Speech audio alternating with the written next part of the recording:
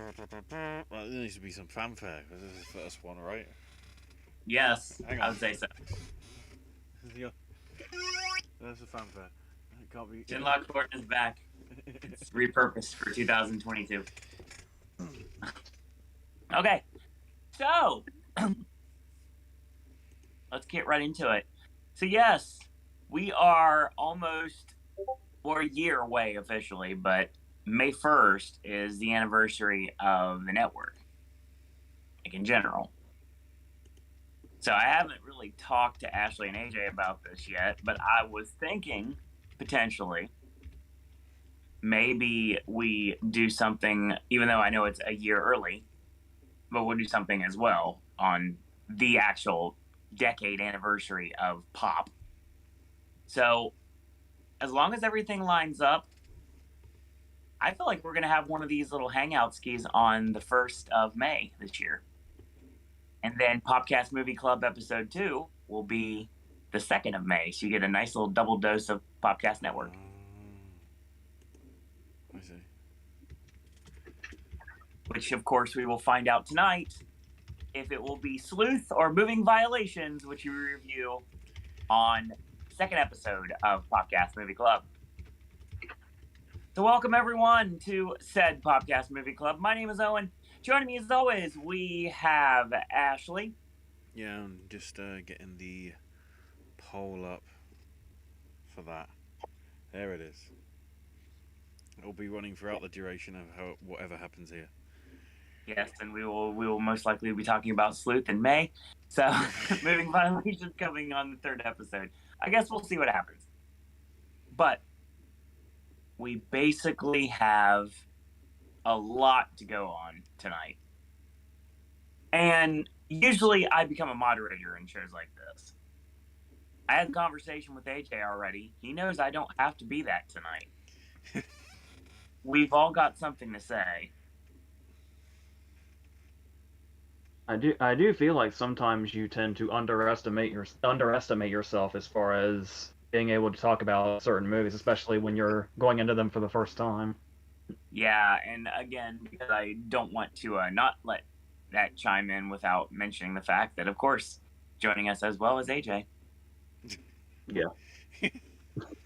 So yeah, this was what the original concept of Popcast Network was supposed to be. It was supposed to be a roundtable conversation that we would have at Buffalo Wild Wings, talking about random things and what was going on, like good housekeeping you would get for like most podcasts. Well, it evolved into what now has turned into the Popcast Movie Club, which is another way to let the three of us continue to join you until we get to August and then beyond. So if everything works out and my time in the fog ends up happening for the 4th time, number one, I'll let you guys and girls out there know. But number two, at the end of the day, the days I have off are Monday and Tuesday. So sounds like we may not be going away after all. AJ's still going to run the network for a couple months. But I mean, I may come in here and there to do PMC every single he works it into his contract. My word. Yep.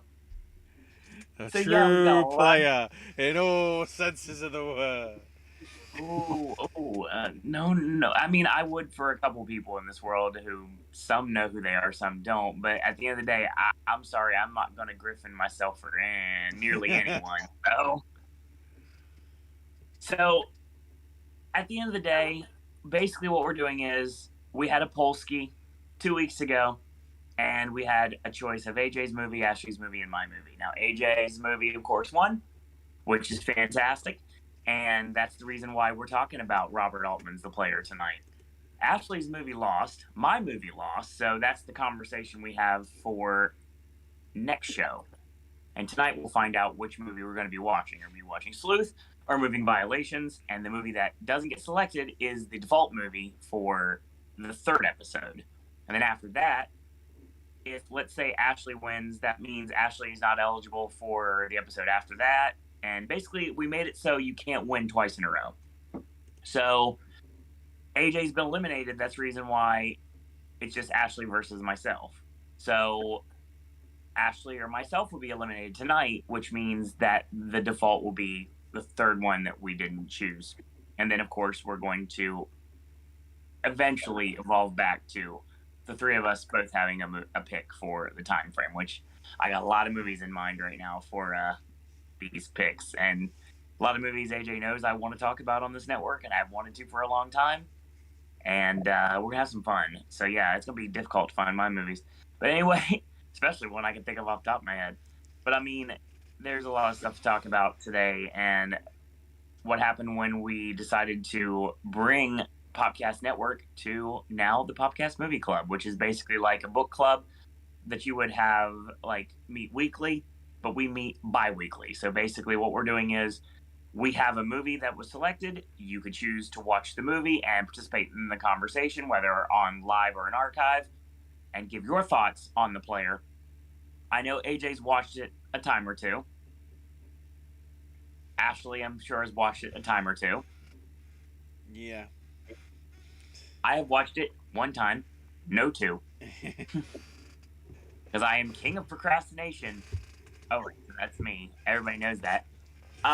So yes, we do have our live chat room, and I do have to bring up something right now that one of our loyal viewers and somebody that always participates in said live chat room, and that would be Josie. She has a choice to make tonight to give for the chat the pick, throwaway, and also basically the FMK of what it comes to everything. So basically you get to pick a movie. Buy, rent, and delete. Exactly. So yeah, we're going to delete a movie out of existence. We're going to pick to rent a movie that we may or may not like or may or may not have seen. Or we're going to buy a movie that we absolutely love and treasure and want to keep forevermore. That's coming up later tonight. So, before I go into that, let's go into chat. Josie says, it's so genius how in the opening tracking shot, one of the people say, I hate this MTV cut, implying the importance of long takes. Ironically, it's a long take tracking shot. Yeah, and it's about how long did they say the Touch of Evil shot was? Like 5 minutes? And this one's like 7.5. I think it's like 6.5 minutes, and then it's like we're going longer by 60 seconds more. Josie continues saying, one of the funniest metaphors, Pretty Woman meets Out of Africa. Yeah. Brian says, I'll join in a few minutes. I'm finishing up The Lost Daughter for my marathon. Oh. Yeah, I'm very curious to see what you think of that. It's snowing in Pennsylvania. Apparently that's where Brian's from. I was today years old when I found out that he was from PA. So, basically, Side of Dynamite this coming week. Anyway, I will state right now that it's interesting to know that Brian also rewatched his new version of the player on his Criterion Blu-ray. So we both watched it on yesterday because I was gonna watch it Saturday, and my knee's been bothering me for a bit, so I kind of took the week off of running. Yeah, I know it's weird, but I'm still walking. So instead of watching the player like I should have, like a good little boy, what I was supposed to do, I decided to walk to Target, go on a fig hunt, go to Culver's, get some custard, get some food ski, walk home, but take the loop ski back, so I'd have like 11, 12, 13 miles. So, yeah, just a normal day. Didn't go the full 25 like I usually do on a Saturday, but hey, my knee's bothering me, so there's that. And plus, for circumstances, I have to run a 10K on Thursday, so I have to be ready for that. And I got to work at 10:30, so I'm going to run before I go to work. So I have to get up like super early to run 6.2 miles before I go to work that day. So could be a fun day, so at least. So Josie chimes in, Cynthia Stevenson, who played the story script editor in The Player, is Dylan Baker's wife in Happiness. Right. Yeah. I love that Happiness keeps coming back. It's definitely, we're going to have, I mean, it'd be a very interesting episode. We are going to have to do that on this at some point. Yeah. It's inevitable. Especially when we get to the... Wait, they cameoed in this? Hey, you never know. We may have a time, but we come to some of our loyal chat viewers and let them pick 3 movies, and maybe we get to select the movie that we discuss for a special edition of a PMC somewhere down the line. You never know. Yeah. We'll see what happens. We'll have some fun with this. I have notes. I have lots of notes. I took notes on my iPhone, and I transferred them to a notepad file that I have that I'm sure you don't follow me on Snapchat, but if you did follow me on Snapchat, you would know that I put out a actual snap of some of my notes last night. So it's been spoiled. AJ knows one thing I said, and that's it. Well, two, but that one, the other thing I'm not really going to talk. I'm going to talk about. I'll bring it up, and I'm not going to say it to the way that I told you. So there will be no quilty conversation in this circumstance. Comedy for two is still comedy, ladies and gentlemen. So here we go. Greta Scacchi, I think that's pronounced. June was in the relationship with Vincent D'Onofrio. Their daughter, Layla George, is now married to Sean Penn. I think they finally broke up. Yeah. And yeah, I was gonna bring that up also. It's interesting how he and Scacchi are a couple in this, but they hate each other and have no screen time together. But they were together at the time, I believe, which is very funny. Josie gives the first question of the show today and says, would you consider The Player to be a movie where the bad guy wins? Definitely. 100% heels go over in the finish. Absolutely. Even though it is one of the most chilling, happy endings to ever be in a movie. Yeah, it's just like I told AJ on the phone. It's like, again, speaking of the wrestling vernacular, which I'm going to do with my new Hangman Adam Page shirt, which you can get on the new AEW monthly box. Anyway, 4 times a year, get that AEW t-shirt. Anyway, get 2 of those. I got an Adam Cole one over there. Anyway, at the end of the day, Josie also brings up they just got divorced last year. Yeah, it's one of those things. I was expecting a false finish. I was expecting something to happen. I was expecting there to be like a difference in the ending. Like, for example, it felt like it was like too good to be true, and then it ended, and it felt like the credit roll kind of reminded me. Honestly, I know it's completely different, but the vibes I were getting was kind of a little bit like Funny Game style. Like I was expecting it to just like rewind back and like, no, it's just like here comes basically Ed Flaherty comes out and shoots the guy with a dart, and that's the end of it. In that respect, I was thinking that we'd see a completely different director and producer that have been watching this on a screen the entire time. So Christoph in the Truman Show. Yeah, and that's the sort of style, twist to the end. I mean, the player being the name of the guy's script is pretty close to that, and yeah. Josie says Griffin Mill would totally get canceled today if he were caught on camera. Yeah. Once again, I mean, this may be like somebody I follow on Twitter and I liked a lot. So there's been a lot of like backlash in the theme park community lately for somebody that I really enjoy and somebody that I actually am the reason why I ride roller coasters to this day, and that's Taylor Bybee and Sarah Anderson of Coaster Studios.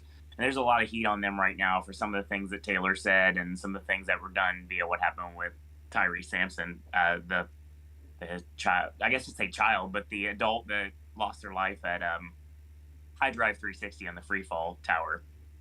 And there's a lot of like backlash going on right now. It's like, I know this may be a difficult thing to say at this point, but cancel culture needs to die in a fire. Seriously, like it's like everybody makes mistakes. Sometimes you make up for it, sometimes you don't. That's just how life. It depends on the mistake. Yeah. Cancel culture. Yeah, but like I said, I mean, I don't like canceling people, but because I feel like everybody can make a mistake, but there are mistakes that can damn you for life. 100%. I agree, but some things. Cancel culture needs to be. I don't want to regulated. Say vetted or regulated or sort of more, controlled. Yeah. Don't jump to it for every circumstance. There's reasons to jump to it for certain things, of course. But there's not reasons to jump to it for everything. Speaking of that, Josie says it would be Ezra Miller's situation, except this time it would be actual murder. It's weird, that film. It's like, what's the worst controversy now? The J.K. Rowling stuff or the Ezra Miller stuff? Seriously. Yes.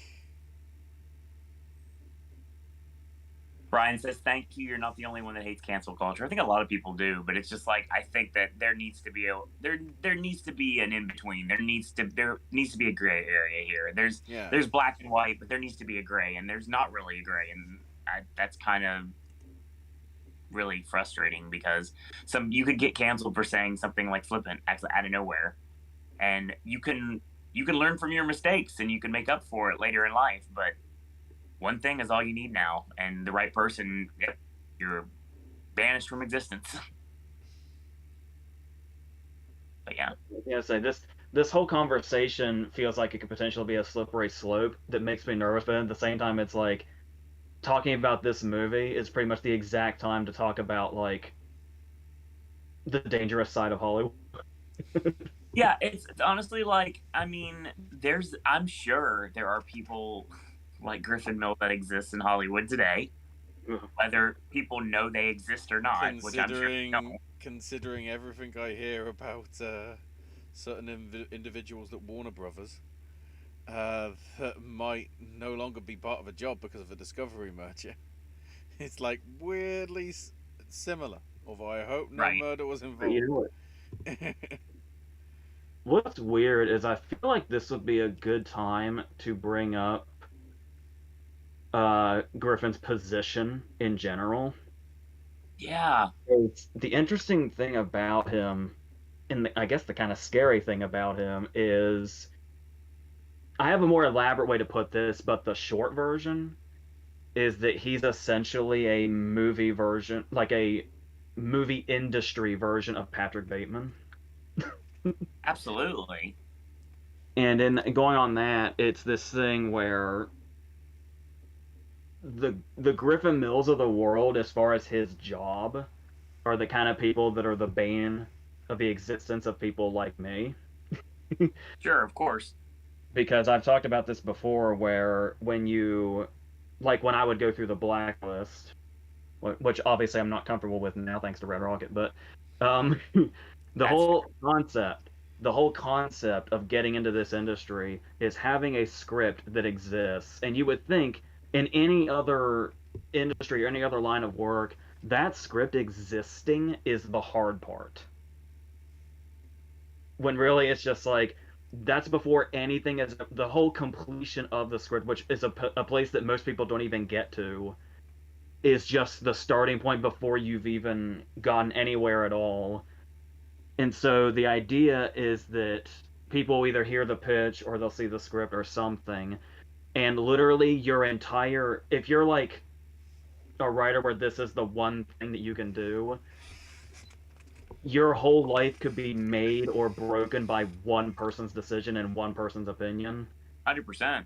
And we get to see in depth how Griffin Mill is one of those people. How literally he lives this life of luxury, and his job is to just say yes or no after 25 seconds.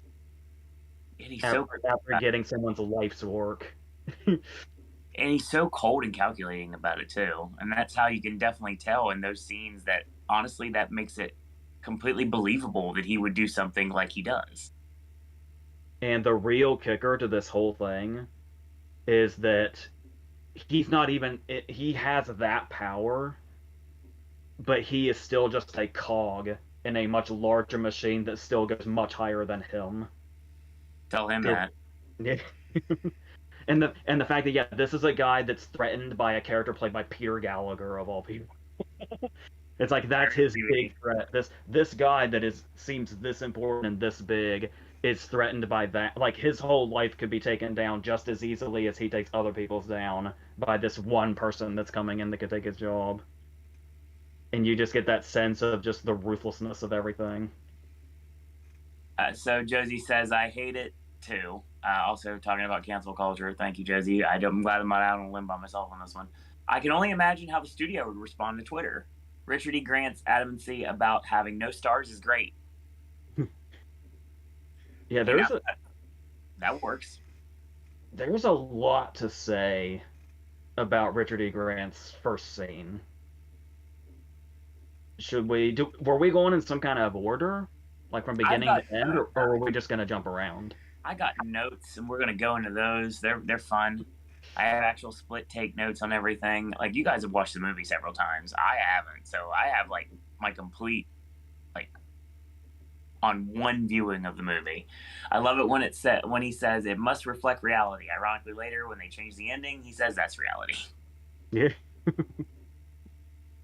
And That makes yeah, that's the thing too, is that whole where it's like you have people like Griffin who are obviously corrupt, but then you have people who are corrupted in a different way, like Richard E. Grant, where he was so quick to do that 180 when we had the finished product and was like, oh, this is where the money is, and this is like if this gets the vision made, then fuck it. As soon as Oh, by the way, the foot's in the door, it's like, willing to let it slide.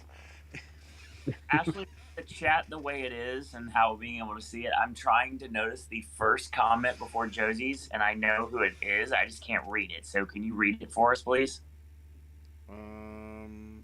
It's covered by the poll for me. Oh, Spencer Reed said that they'd watched it 4 times in the past 2 weeks. Yes. Yeah, because you kind of have to do that because there's so many details in it. It's crazy how like late it is. It probably hurts that my other viewing was when I bought it on DVD 14, 13 years ago. Because I've got having watched it again, like some of the bits, it's like, should I be focusing on like the sort of in gossip stuff, like as if there's any inside jokes there or whatever, or should I actually be focusing? And then of course when you got the sound mixing there, at sometimes it's like, I want to focus on the other one. Why are we still hearing Burt Reynolds bullshit? Well, my problem was for what you sent me, AJ, because obviously me watching movies is difficult. So AJ has to assist me in one way, shape, or form, and I don't have a problem with admitting that because I hate streaming. So at the end of the day, it's one of those things. I couldn't turn up my volume very loud, and I had that loud lightning storm outside when I'm watching the movie. So in those scenes where everybody's kibitzing back and forth, you barely can hear things. It wasn't like very easy for me to like decipher what was being said.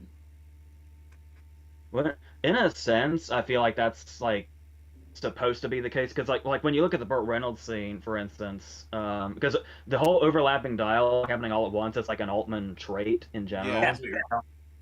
And it was because it's also a Woody Allen thing, and I always had it in my head that like Woody Allen was always kind of emulating him, but then when you look back, he and Woody Allen kind of hit the scene at the same time.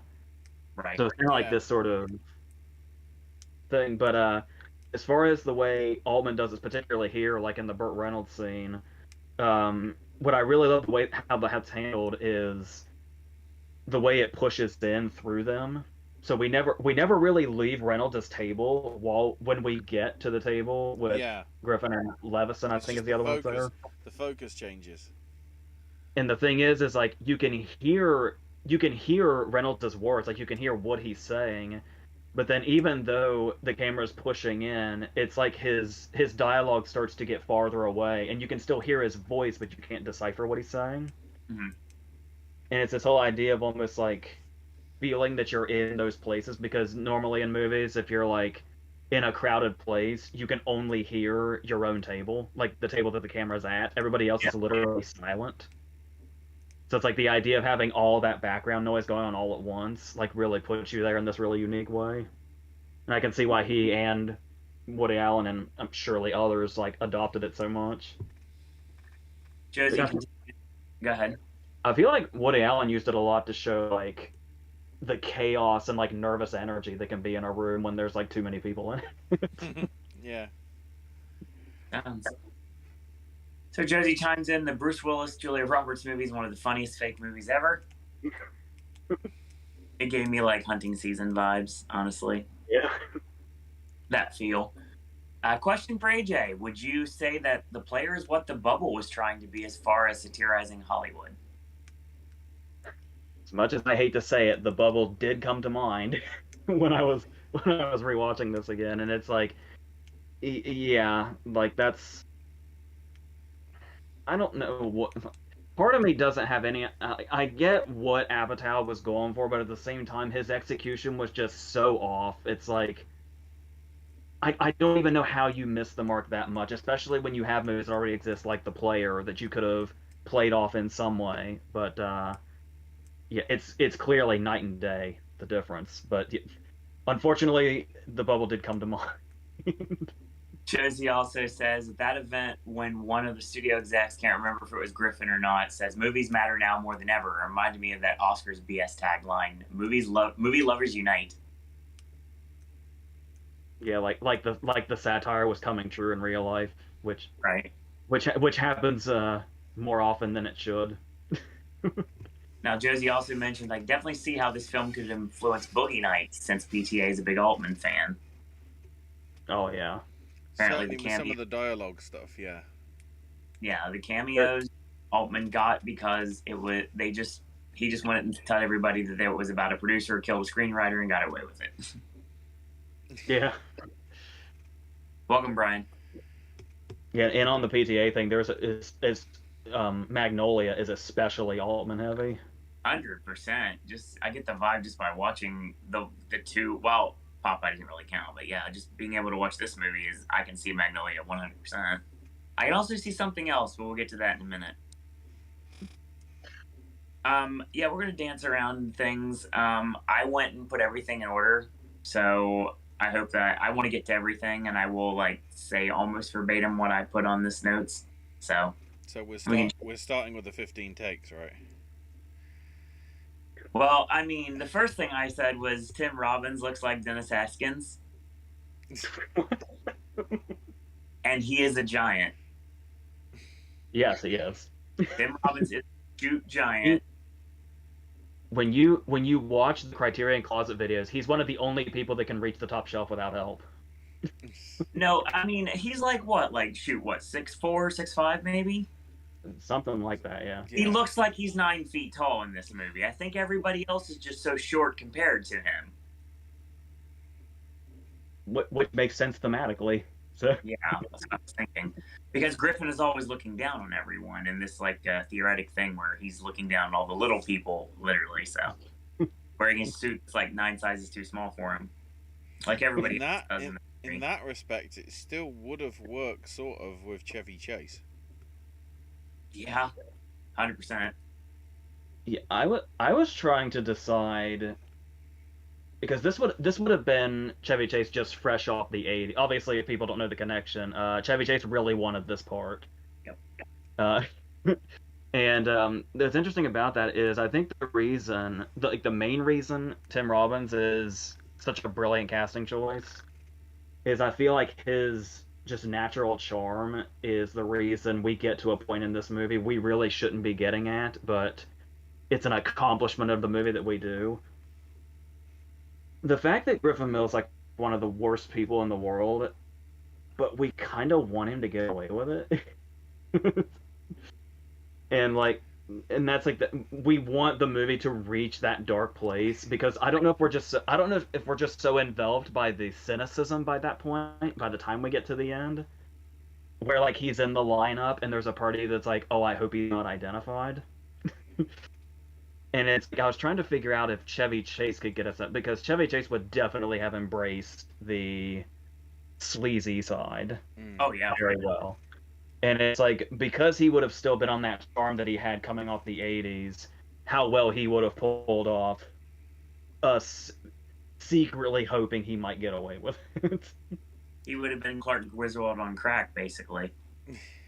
Because I feel like the Chevy Chase that we know now, through allegedly the Chevy Chase we know now, that might be, a genuine dick, would not be somebody that we'd want to see succeed. But if it was that charm he had where it was he was a dick, but we not only did we love him anyway, we kind of loved him for it too.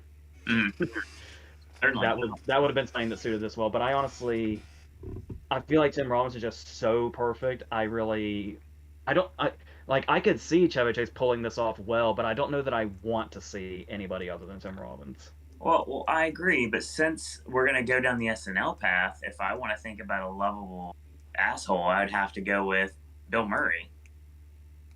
Yeah. It would have made it different, but I would like to have... That would have been interesting. I mean, it's a different part of the media, but I was getting shades of Nightcrawler.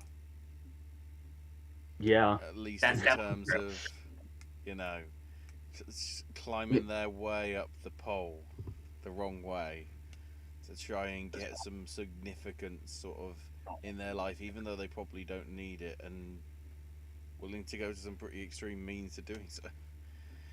So Josie brought something earlier up. I want to make sure I don't gloss over this one. Talking about Buck Henry picturing the Graduate sequel. Yeah. Which is more irony in this movie because he co-wrote The Graduate. Yep.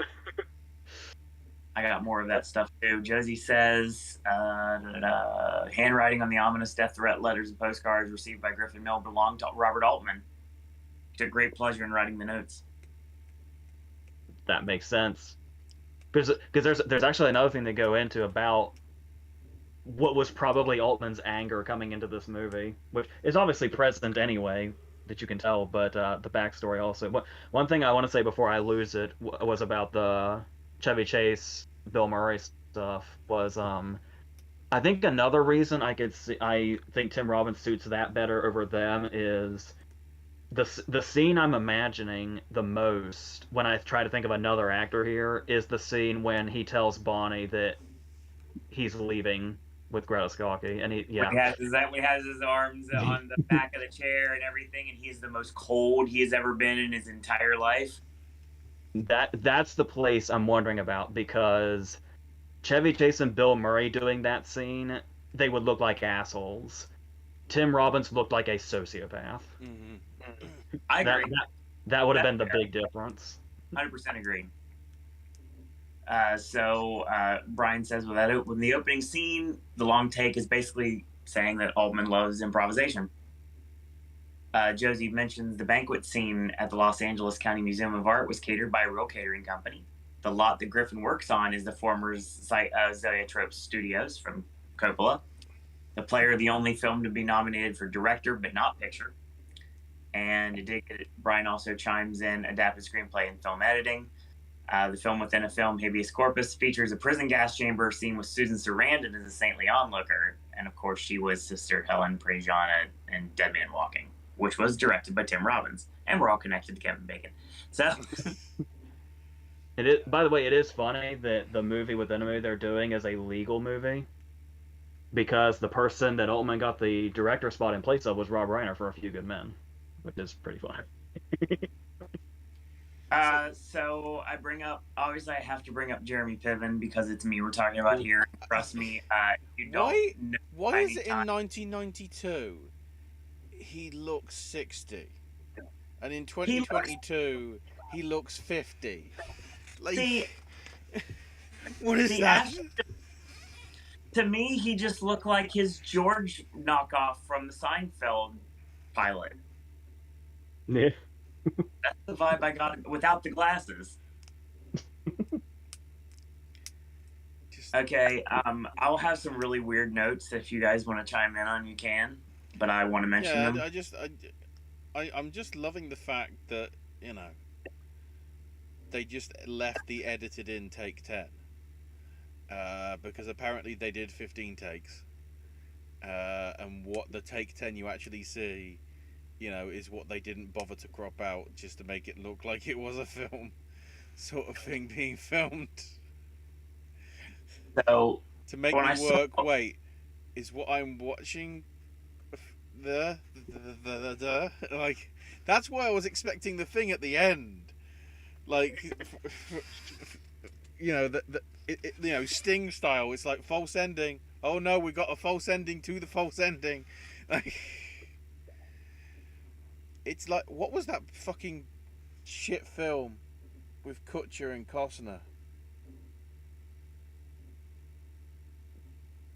Kutcher and Costner, The Guardian? Yeah. Where they literally put all three endings on. It was like Clue, but Clue did it because that makes sense because it's Clue.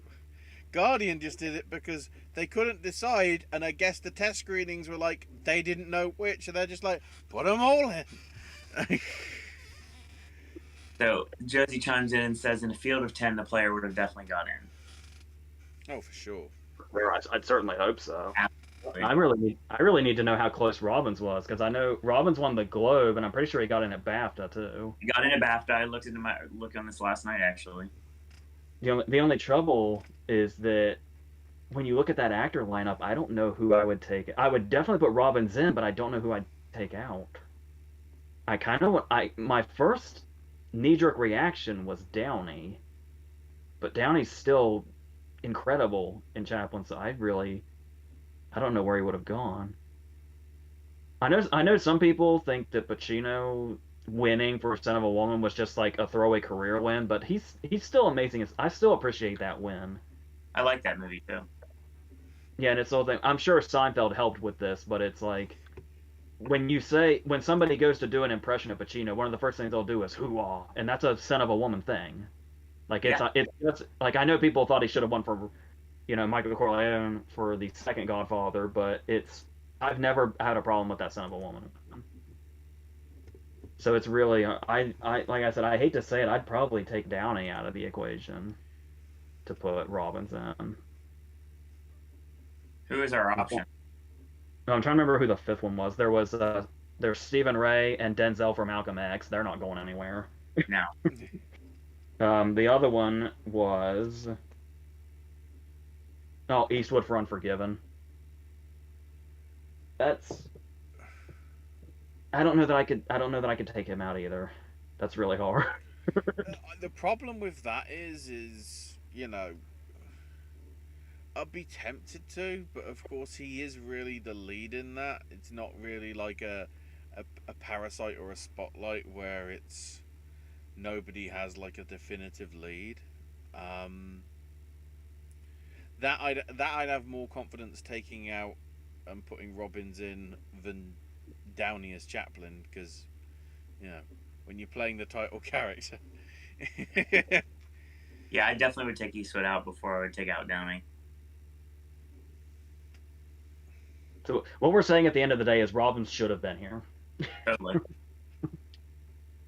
Josie also says in a Letterboxd review, someone wrote, "Never has a happy ending been so cynical. I love it so much." So true. Yeah. Did we see the witness before Griffin killed David? Not that I remember. But I guess there's so many details in this. It wouldn't Has surprise this me. comment been put on purpose, considering how we've just had the revelation? Because Batman is now on HBO Max. That half an hour into that film, when Batman is looking across the crime scene, the Riddler is actually in a room through a window watching on, and Matt Reeves confirmed it. As if As soon as we're done here, I'm gonna look into that. Matt Reeves confirmed it on his Twitter, and it's like, yeah, that actually, I really want to see this show.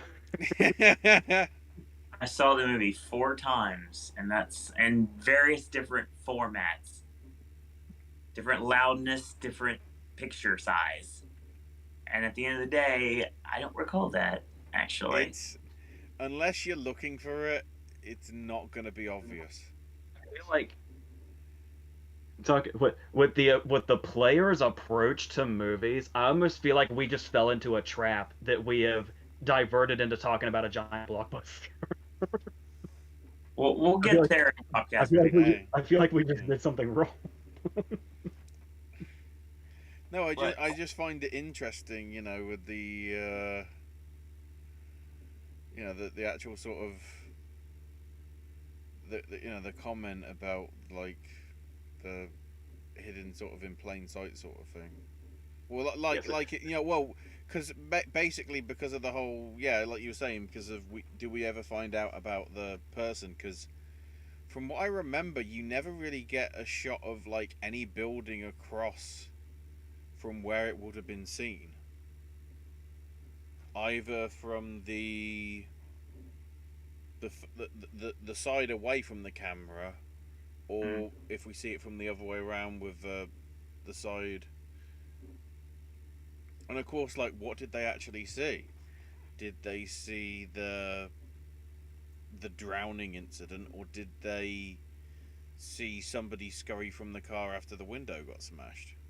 See, she already straight up said that she wasn't exactly sure who she saw. but also she could have been paid off by somebody because that's never, it's alluded to, but it's not ever confirmed or denied. I mean, I'd accuse Lyle Lovett of anything, you know. I got notes about him. Don't worry, we'll get there. We'll get there. Josie says, "I can write. What can you do?" Great line. They never say the name of the studio they're at, but the studio today, what you think they are, meaning the one in the movie most similar to. Was it RKO? Maybe Universal? Paramount?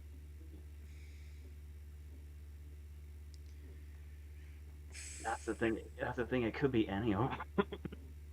I mean, given the backlot in Hollywood for Universal makes sense.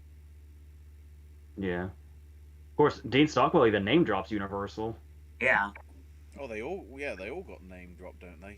Sony does, which is before they even really properly got into pictures by buying Columbia. I think. Universal gets dropped. Fox gets name dropped. Paramount does. I think MGM doesn't. So it's probably MGM. I say that, or we're supposed to assume it's just like a little combination of all of them. Yeah, makes sense. Josie says someone should make a meme of Griffin killing the screenwriter with Batman and Riddler. Yes, make that happen, Josie. Get on that.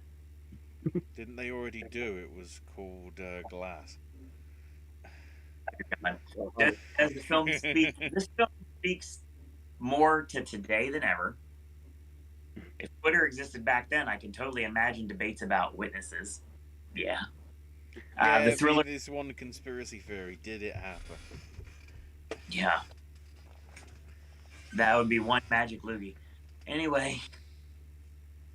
The thriller is scored by Thomas Newman. Yeah, I felt like I was in like a Twin Peaks vibe pretty much throughout the whole movie. It felt very David Lynch. It was American beauty. I mean, not to say his, like people say Hans Zimmer's just all about the honk. You know, Newman's scores, even these Bond ones, are sort of very sort of like to some extent twisted. They're ominous. Yeah. Very ominous. As if there's always an air of mystery about something. And I felt like I was watching a weird, like the credit roll made me feel like I was watching a whole completely different movie. But we'll get to him more because I'm really excited to talk about him. I'm so glad you brought up Twin Peaks because you're welcome. I don't know about anybody else, but every time I see Lyle Lovett's character in this, I just think that motherfucker's right out of a Lynch movie. I was like, he's literally doing the David Lynch character from anything in Twin Peaks, be it the movie or the TV series or the resurrected TV series.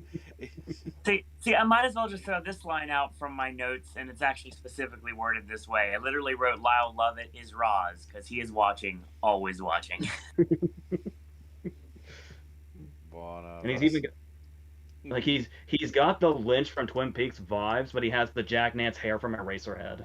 Yeah, exactly. It has to be intentional. There's no way that's not intentional. He looks like a David Byrne song come to form of an actual person.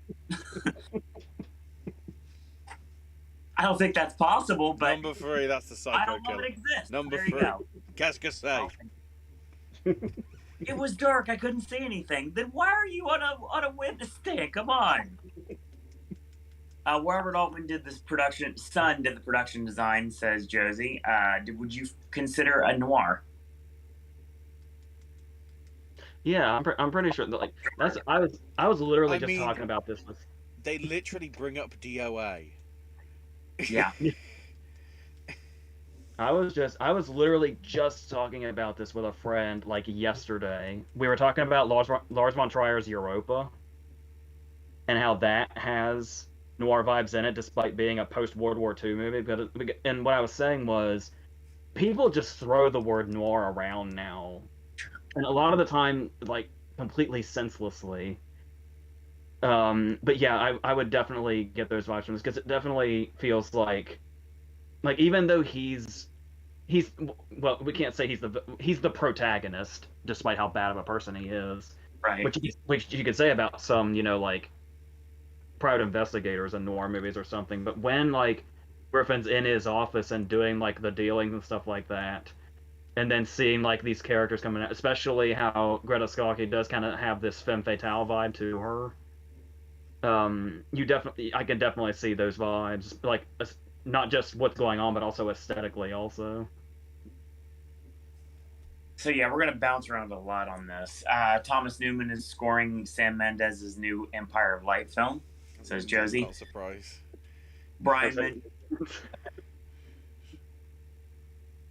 Brian mentions Stephen Altman admitting he wasn't really a fan of the final setting of June's house, but his dad really loves it. And Josie chimes in saying Cynthia Stevenson's character I like to view as the stand-in for the audience. That's interesting. It's a little bit of a moral compass, maybe? The first thing, two scenes come to mind when you say that. There's the scene when they're in the hot tub and he's trying to assess his own situation by posing it as a script that he heard. Right. And how it's like we as an audience will be making predictions of how long it would take before the action starts to kick in. Sure.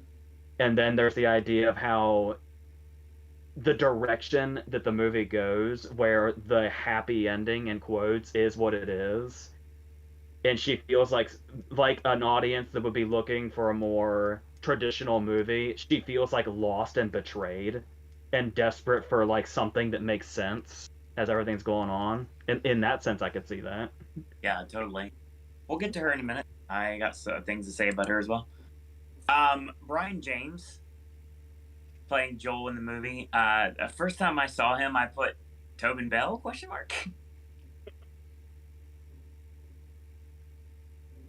Yeah, there's a lot. I have a lot of very odd notes in here. I noted some of the cameos listed, and I even noted Martin Mull, which I wanted to shout out, of course, because I'm a big Mark for Laugh fan.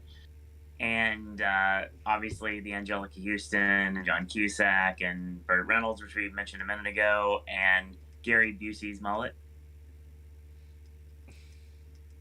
Just in general, can we appreciate that Robert Altman had so much pull? Because a lot of these people are either veterans of his movies or people he'd work with later. Right. And it's like to have like A-list Oscar winners here as essentially extras. You have to have pull to be crazy. Like there's even some of those interactions, like to my understanding, none of the celebrity interactions were scripted, and they didn't even know what the story was. And so you have scenes like when he passes by Joel Grey, and it's like this is Oscar winner Joel Grey. Obviously, Cabaret is getting a Fathom event screening in July that I really can't wait for. Nice. Yeah, and it's like, and this guy who we've seen on screen so bigger than life, you meet up with him and all you would really hear is, oh hey, I'm a friend of Jennifer's, and then he says something like, oh hey, I have that tie, and that's it. Like some of them are just that, but then you take really like bland interactions like that and then compare them to the interaction with Malcolm McDowell, and it feels like you're getting both sides of Hollywood, where either you could run into a famous face and it's just like they're just another boring person, yeah, or you see the enemies that you can make with like the wrong people. Actual interaction with Marley Matlin, and then oh look, there's Jack Lemmon just playing a piano. Yeah. You got the right first name right, but you got the wrong last name, because I put one of my notes here. I said Marley Matlin, young brunette. I've not seen her like older movies, so it's like this is the first time I've seen her like she looks. I've never seen her young before. It was kind of cool to see, actually. And then sure enough, and AJ called me on it because he knows me so well. It was amazing as I look at Marley Matlin, and who's she talking to? Freaking Jack Jason, of course. Never forget. I said Marley Matlin, young brunette, comma, hey, there's Jack Jason. The next point. And I love how, I mean, not just because he's, standing next to Marley Matlin, but how recognizable Jack Jason is when he never faces the camera. He's always looking the other way. Dude, I swear, if we never watched The Celebrity Apprentice, I wouldn't mark out for Jack Jason so much. I always have to. No, it's funny because Marley Matlin does Candlelight for us at Epcot, like pretty much every year, and I want to go just so I can see Jack Jason. Now I want to go so I can go see Marley Matlin and Jack Jason, because then I can see people that participated in Coda, which just won Best Picture. So like, yay. There's one more thing I have to say about these little interactions. I got one. Not just with this because we had. I got more than one. Actually, I have two more. Well, we have the scene where Angelica Houston and John Cusack are just in the background. Yeah. and I love how that scene starts, by the way, where the camera's on them, like it's gonna be a crucial scene of them, because it's Angelica Houston and John Cusack, and then as we pull back further, we realize they're just fucking extras, basically. Yep. But the thing here is that the background we were talking about Altman coming to this movie a little angry was people liked us. Obviously, you brought up Popeye earlier. Yes. The only Altman movie I've seen before this. Which, ironically enough, is the movie that is said to have basically killed Altman for a while. But people like to say it. Not, I mean, yeah, you could say this movie was his comeback, especially since this movie was like kind of him striking back at Hollywood. But that does kind of fail to notice that stuff like Ashley mentioned Come Back to the Five and Dime recently, and that was between these two. Secret Honor was between these two, and Vincent and Theo, which is another great Tim Roth performance we talked about. That's just a few. There were like Owen was still constantly working, but this one was kind of like his not just his big return, but obviously he brought with him some of that animosity of what happened between Popeye and this, as far as Hollywood goes, and how quickly Hollywood just throws you away when you have one bad day, I guess you could say, one bad production. But at the same time, there is a moment in this movie that's probably not meant to be relatable, but it's relatable to me in the sense that I always found it really endearing. Like I said, I don't think you're supposed to take it that way, but I do. Because we've talked before about how I have trouble speaking in general when it's not about this. Sure. And I surround myself with people who mainly talk about this. Sure. So one of my favorite moments in this, probably my favorite moment in this movie, is in that lunch scene when Griffin says, "Can we talk about something other than Hollywood for a change?" And then they all laugh. Yeah, that's like when we tried not to talk Halloween Horror Nights in my group of character friends. Like, can we not talk about HHN for a minute? Come on, we're going to talk about wrestling for a minute? Let's talk about something else. It's like I could see me in one of my friend circles saying, "Hey, can we talk about something other than movies?" And then we all just chuckle at ourselves for even thinking that. Fair. Brian chimes in, mention James is his middle name. We're learning more about Brian tonight. Brian says, "You always bring up Jack Jason." Damn right I do, and I will never not. So there. I will not apologize. Josie says, "The funniest line in the fake movie Habeas Corpus, take a shot. Habeas Corpus is traffic was a bitch." Yeah, Josie, I'll bring that up was in a second. Actually. Was it the line of Habeas Corpus or was it the line of the player? Yes. I literally put in the 4 words, postcard gimmick is cool. Yeah. I think the concept is fantastic. It's something I think would be... To me, that isn't the cool bit. It's when you get the faxes of the postcards. I got fax questions here. I'm sticking so much to this postcard thing, I'm even going to include it in the fax. Well, there's a transition that the fax goes directly to the picture of the dead fish right before the funeral. I like that. That was cool. I enjoyed that greatly. We'll get to that. We're bouncing around a lot. Josie brings up Jeff Goldblum's cameo, and I love that we can't tell if he's drunk or just being Goldblum. That's the thing. It's like, Okay. is he supposed to have been played with stuff? Or I have a comparison to him that actually would fit around this time frame on television. So, did anybody watch the Amazing Discoveries show that was like 4 or 5 in the morning, where the guy would come out with his Jim Cornette glasses and his giant sweater, and he would like talk about various things and trying to sell you something, and he had a British gentleman that was kind of like his teller that basically had the suspenders and said, the price $29.99 and stuff like that. So if you go back to Mike Levy's character or his personality on Amazing Discoveries, I give you Jeff Goldblum in this movie. Go back to YouTube. You spent more time describing that than Goldblum is in this movie. I spent more time describing that than the Oscars paid attention to the shorts categories. True. Let's see. Brian says during the banquet scene featuring Cher, many others, I think it took a while to get the actual event to do. Josie says Whoopi Goldberg is so funny as the detective. I like the fact she holds an Oscar. I was gonna say, how funny is it that in this, like, the first time we see her, the first thing Whoopi has to do in this movie is pretend she's never held an Oscar. Yeah. And she won hers the year prior, so I thought that was kind of cool. Yeah, I'm going through the notes keys. Thanks, Josie, for helping me jump around a little bit. I appreciate that. Josie says, I bet the player was very cathartic for Altman. I'm sure of it. Yeah, and then just sort of like the player, it meant that he got his own way afterwards, so he could do stuff like shortcuts and whatever. Like not only like shortcuts would have been unthinkable for somebody that was off Hollywood's radar, and it was the very next thing he did. Yeah. So Brian says, and throughout the event, even when not filming, Tim made sure he was Griffin for the entire time, and him with Greta made him sure he was not playing himself. Brian says, like, can we not talk about Ryan Reynolds, not Sam Smith, not Red Rocket, not Bruno, not about the Best Picture incident? Yes. The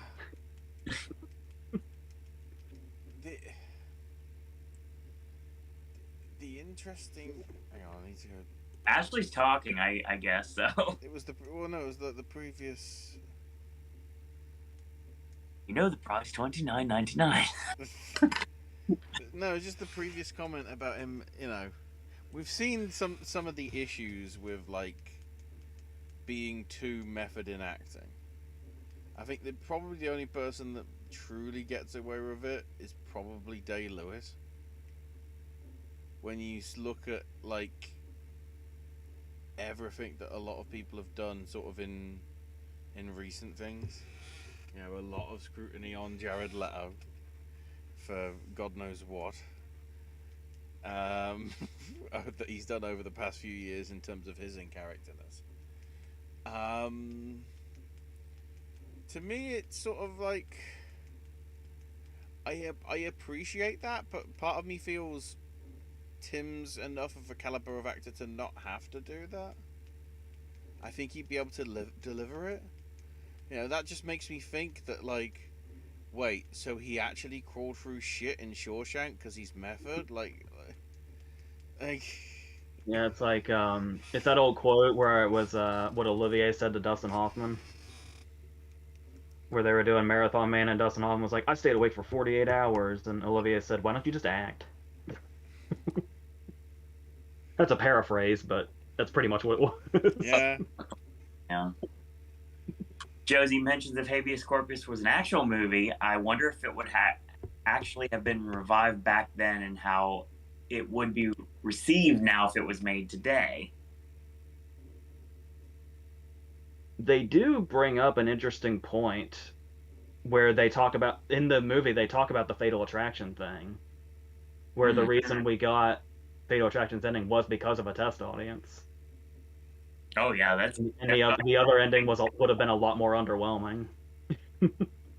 Brian says, I think Tolkin, but it could be Altman said Whoopi was really important to get somebody like her in this movie, as she was a big movie star during the early 90s because of Ghost, which we talked about a little bit ago. I do have one more like celebrity, like blink and you miss it cameo note to make. I do love the idea that there's the meeting of Malcolm McDowell and then the meeting of Andy McDowell, like one after another. And then they bring up Roddy And they're McDowell. not related at all. That's the best part. Well, you know what? You know why I shake my head at that? Go ahead. Because I just never thought about it till just now. And this is coming from someone that just literally watched the movie for the first time last night. Half the time you just watch, it's like, okay, how many of these people are related to Kirk and Michael Douglas? Because we're getting on that stage, everybody.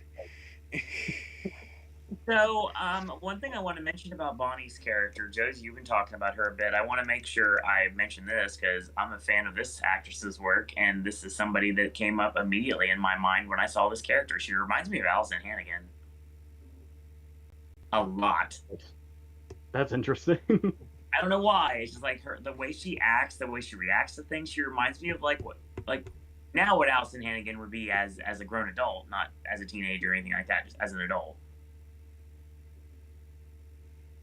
I know I'm by myself in this one, like the little kitty right now. On the No, I sort of get what you mean, but it's just taking a while to sort of like fully see it. I get what you mean though. It's that sort of like I don't want to say very naive, but yeah, it's very. I was going to say innocence, really, sort of thing. She's innocent, but she's not that innocent. But she plays it very well. Then again, we're talking about one of the only people that does nudity in the whole movie, but that's not what I'm referring to. Her character, by and large, is very innocent and naive. So she's not the only one. Oh, no, of course not. Welcome someone new to chat. Prince Amleth says the players got 12 Oscar winners and 13 Oscar nominations. That makes sense, Josie. Altman cast Cynthia Stevenson because she didn't look like a typical Hollywood glamour actress. I give you Allison Hannigan. So you literally cast a non-famous person. I do want to bring something up that this person just said about the number of Oscar nominees and winners. Whenever I'm hanging out with my brother and there's kind of a gap in time where we're not doing anything, he likes to test me with I'm sure most people are familiar with the Sporkle trivia site. Oh yeah. God, yes. Love that thing. There is a series of quizzes called I Acted with an Oscar Winner, or I Acted with an Oscar Nominee. And it gives you, and usually the people are other Oscar nominees, and they give you, like, the movies that they were in, and you have to fill in the blanks of which Oscar nominees or winners were in those movies with that person. Sure. Whenever the player comes up, it's a fucking nightmare. Having to remember every single cameo. I remember we used to play those games at my old place back in the day, like trying to, like, for hours we would like do the movie categories, like trying to figure out what movie and what Oscar. It's like, hey, let's do this for like 4 hours, just like sitting in my room and like with the computer and just like, hey, let's do like Jim Carrey's filmography and loop, and we go right into it. The fun trivia game back in the day too. You know, I told my brother that we were doing this, and The Player was our first movie, and the very first thing, he almost cut me off. The very first thing he said was, "Is it because you want to get to know it better so you can get that quiz?" When that happens. Prince Amleth said, I meant the cast in total, 12 Oscar winners and 13 nominations. Some of those celeb cameos would later appear in shortcuts, which Brian was not a fan of. I could see not liking certain storylines and shortcuts, but overall I think it's pretty amazing. But yeah, worth noting, when we brought up that Altman got a director nomination about this getting picture, Shortcuts literally did the exact same thing the next year. Very. It was almost like his trademark for a second there in the Academy history. So, while another thing I wrote down in the notes were talking about the guys wearing the bicycle outfits, like just walking like straight into frame, like what people were talking. was trying to work out whether I know they have a tour in California, like the Tour de France. I was like, but then they wouldn't just be chilling at a restaurant, the team of 7. Because that was the thing. That was like even accurate as well. It's like, no, there actually would be a team of 7. Like, Yeah, Brian was bringing up Lily Tomlin. Yeah, she's also in The Player as well. I had to wind it back because it said Jill St. John, and I was like, I guess I was just associating of Diamonds Are Forever her, not her 20 years later, looking the same. I would never have known because Jill St. John is only known to me because she was the only person to ever die in a Batman television episode. She was the Riddler's assistant, Molly. She fell in the nuclear reactor when the Riddler tried to sneak her into the Batcave when she was dressed as Robin. That's the only reason I know who Jill St. John is. So did Batman kill her? Technically. Accidentally, yes, but that's not really there his. There it is. Batman's a murderer. Accident. Adam West is not a murderer. No, Batman's a murderer. Wow. Could you imagine just turning on the podcast right now and literally the first words that come out of my mouth, Adam West is not a murderer? Welcome to the Popcast Network, everyone. Yeah, Lily Tomlin. Speaking of murder, speaking of murder, I did want to... What's that? I got one more thing before we go into that, because I actually do want to mention this. We talk about inspiration, and obviously this movie came out many, many moons before this. But one of the things when Griffin calls June and he's talking to her as he's like literally watching her through the window like a voyeur, I feel that this is where the Roger Jackson impression would come from for Scream. I feel there is an homage in that scene right there because I feel like it reminds me of Roger Jackson as Ghostface when he's on the phone, like during the movie, because he's watching the whole time. Now, we don't see Roger Jackson ever, and we never will. So, but it's basically inspiration. Scream takes it from The Player. So your theory is, because we learn, spoilers if you haven't seen the original Scream, people die. So the idea is that Billy and Stu are not just obsessed with horror movies; they're obsessed with movies. Period. Exactly. And they probably saw The Player. 100%. And then yes. 100%. That's The Player. I don't know if Wes Craven ever said anything about it, but I don't know if Kevin Williamson ever said anything about it, but I could definitely see that scene being an homage to The Player. Yeah, because it's like you see that scene from Griffin's perspective. Now think of the exact same scene from June's perspective. It's a horror movie now. Exactly. I mean, thriller, obviously, because it is anyway. There even is that shot later when he comes back to the house. I think it's right after the snake scene. And when she sees him in the window, it's genuinely startling to her, even though she, expects him around now. Josie brings up Michael Tolkin, the author of The Player and the screenwriter of The Player, also made The Rapture and The New Age. The Rapture's fucking crazy. That might be something else we have to go into eventually. Well, we'll see. AJ also mentioned a while back, he was telling me about, because I asked him, point blank, who the off-camera voice that the actual writer was. And it was confirmed by Robert Altman himself.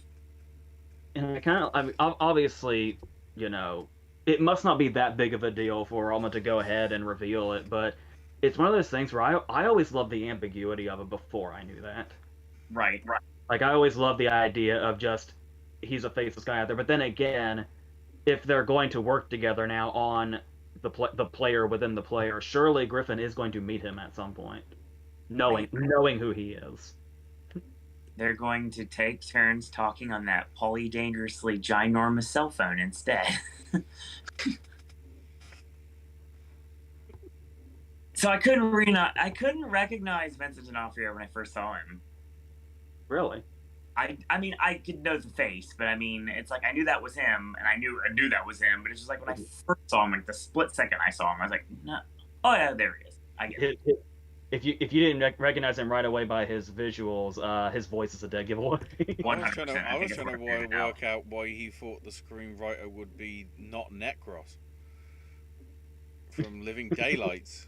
Like, no screenwriter would have a ponytail like that in the 90s. Seriously. Maybe a cinematographer, not a writer. Yeah. Not a writer. It's just like. But yeah, I did. I said ponytail and threw him down in the water. Also, if it's a screenwriter, why would they be sort of looking for the exit as quick as possible and getting out of the screen when it's like fine? So, when I said speaking of murder, I actually did want to come back to the theater scene. Obviously, that's where we're going. I wanted to talk about the significance of the movie being Bicycle Thieves. Or The Bicycle Thief, whichever one you want to call it. It's the same movie. Yeah. I just because it's short, it's not, a hassle or anything. It never would be a hassle to do this. I got curious, so I rewatched Bicycle Thieves as well. I just went all in. Good Lord, yeah, you did.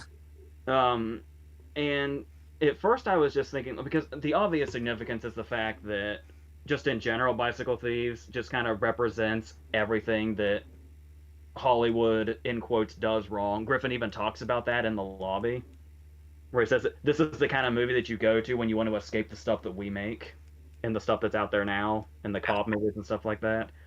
And how much of a distance that is, especially Griffin being somebody that seems to care about movies enough, but doesn't have the passion that, say, a writer would. Like, you even hear the disgust in D'Onofrio's voice when he says, "You didn't come here for the Bicycle Thief." It's like he really came in and intruded on this sacred thing. But then I looked more into it when I was rewatching the movie itself, and it's weird how much it, lines up. Where we have a protagonist that eventually resorts to a crime, essentially out of desperation. But the thing is where the main character in Bicycle Thieves he's coming from being poor, is why he has to do this. And Griffin's coming from this place of luxury, but they both somehow get to this same point. And interestingly enough, despite being in these totally different places, they both have the similar quality of having their job on the line.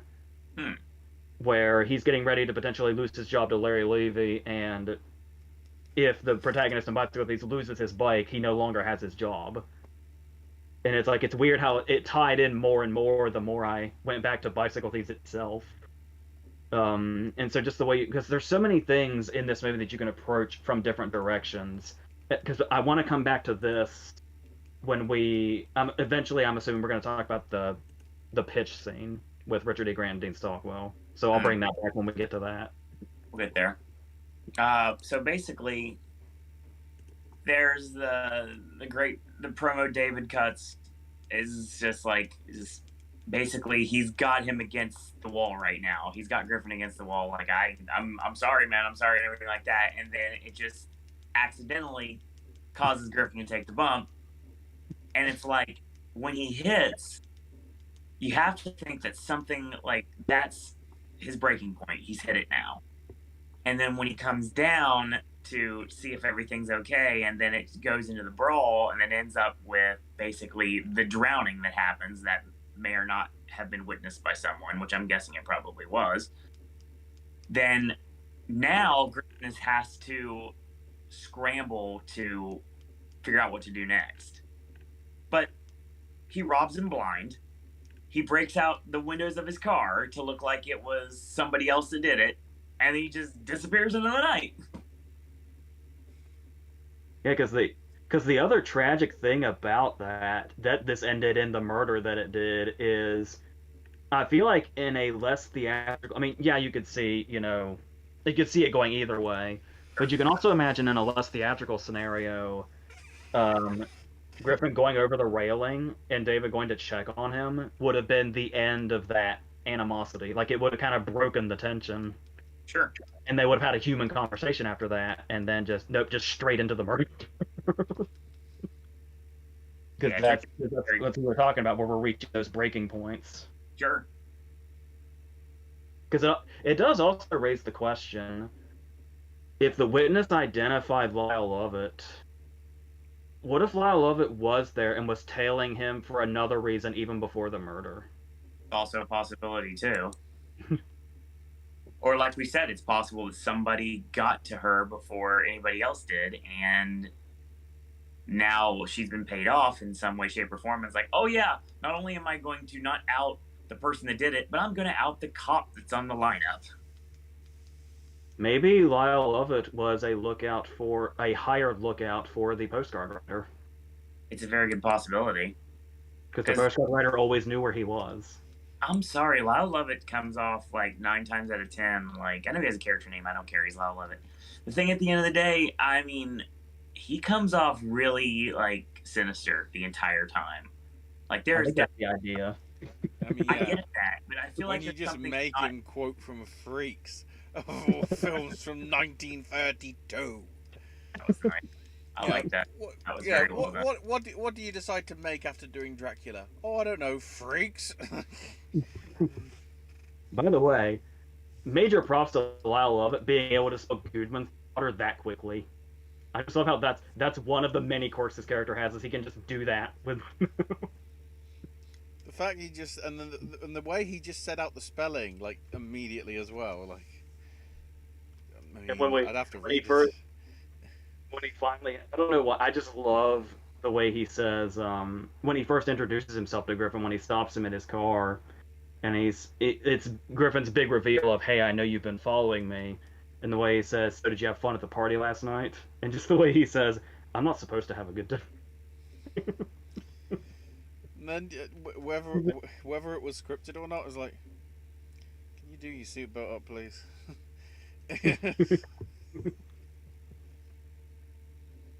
Go in chat real quick. So Brian says, I've yet to see Bicycle Thieves. Brian says, I'm the only one that keeps mistaking Lyle Lovett for Sean Penn. Yeah, because he's David Lynch. Yeah. Griffin Mill would greenlight the film at the end, not just for business sales, but also out of guilt or avoiding trouble, says Josie.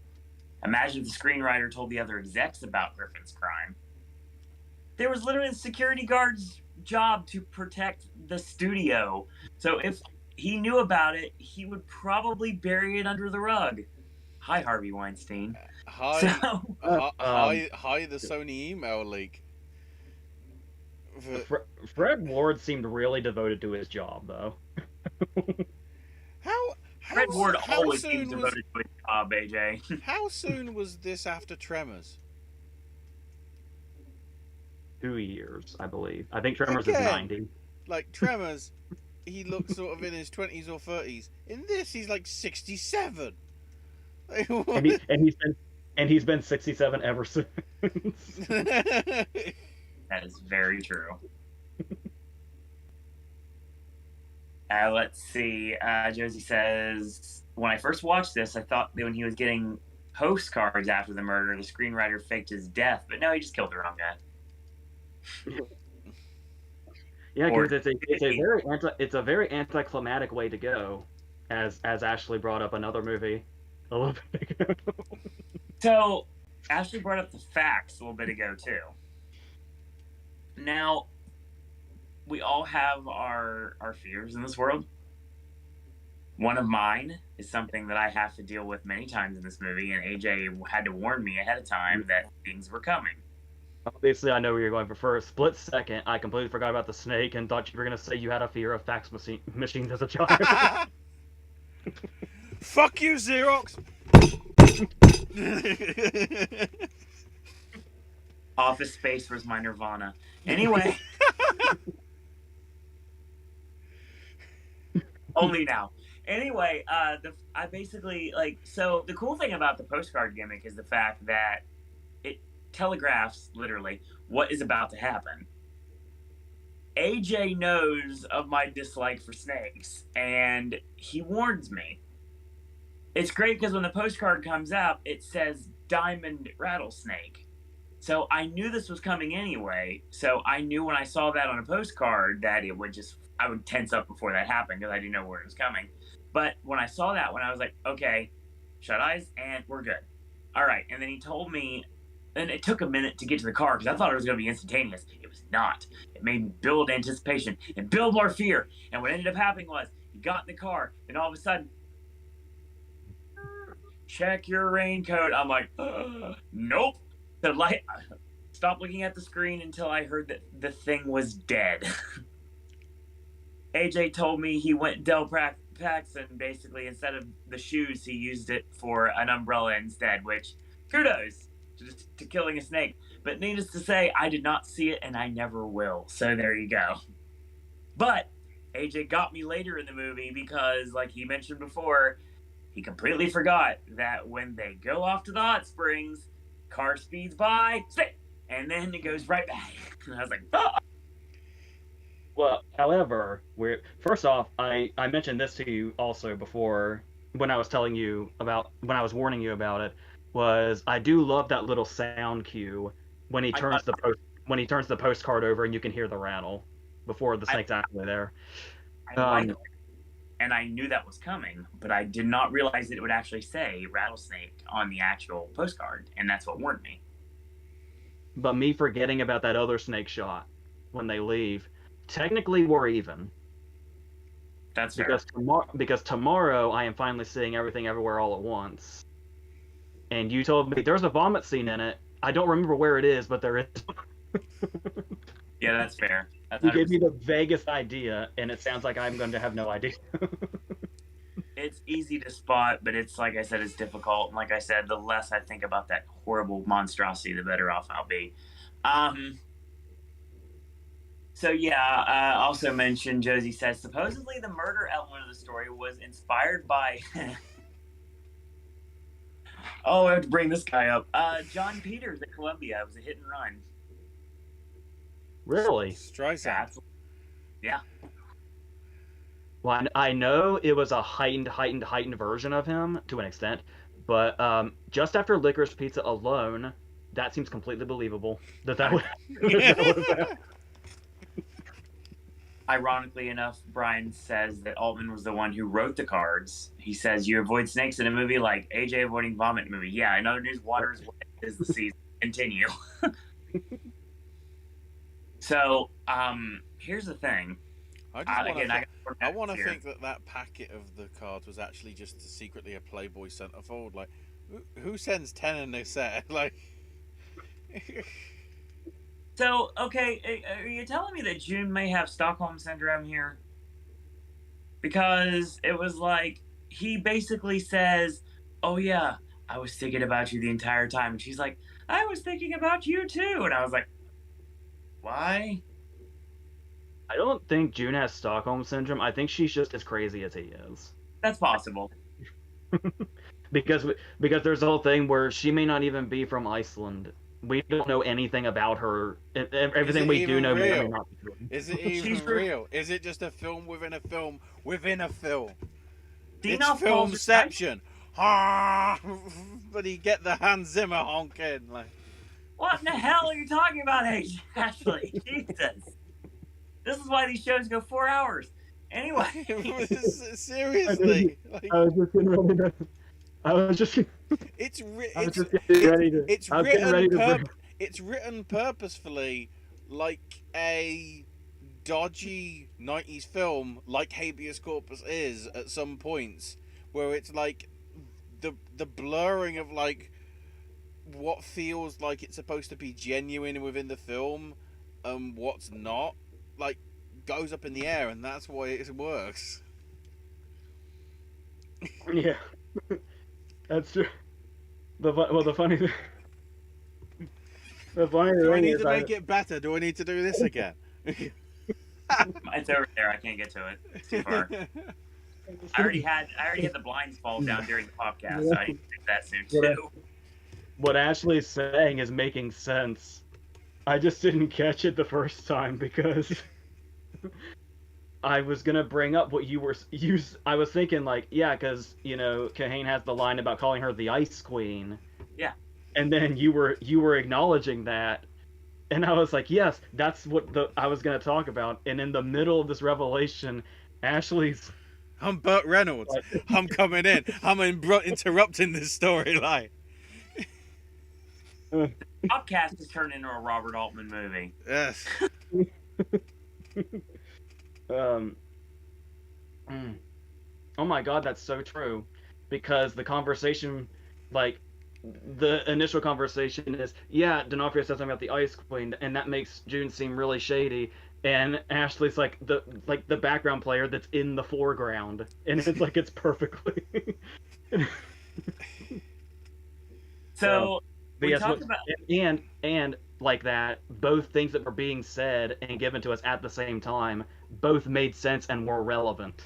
And that, exactly when he makes the revelation to her in the I want to get to that. I've got notes for that one in the shoulder sex scene or just before it or whatever. But then like when he gets the call from the agent and she's just like sat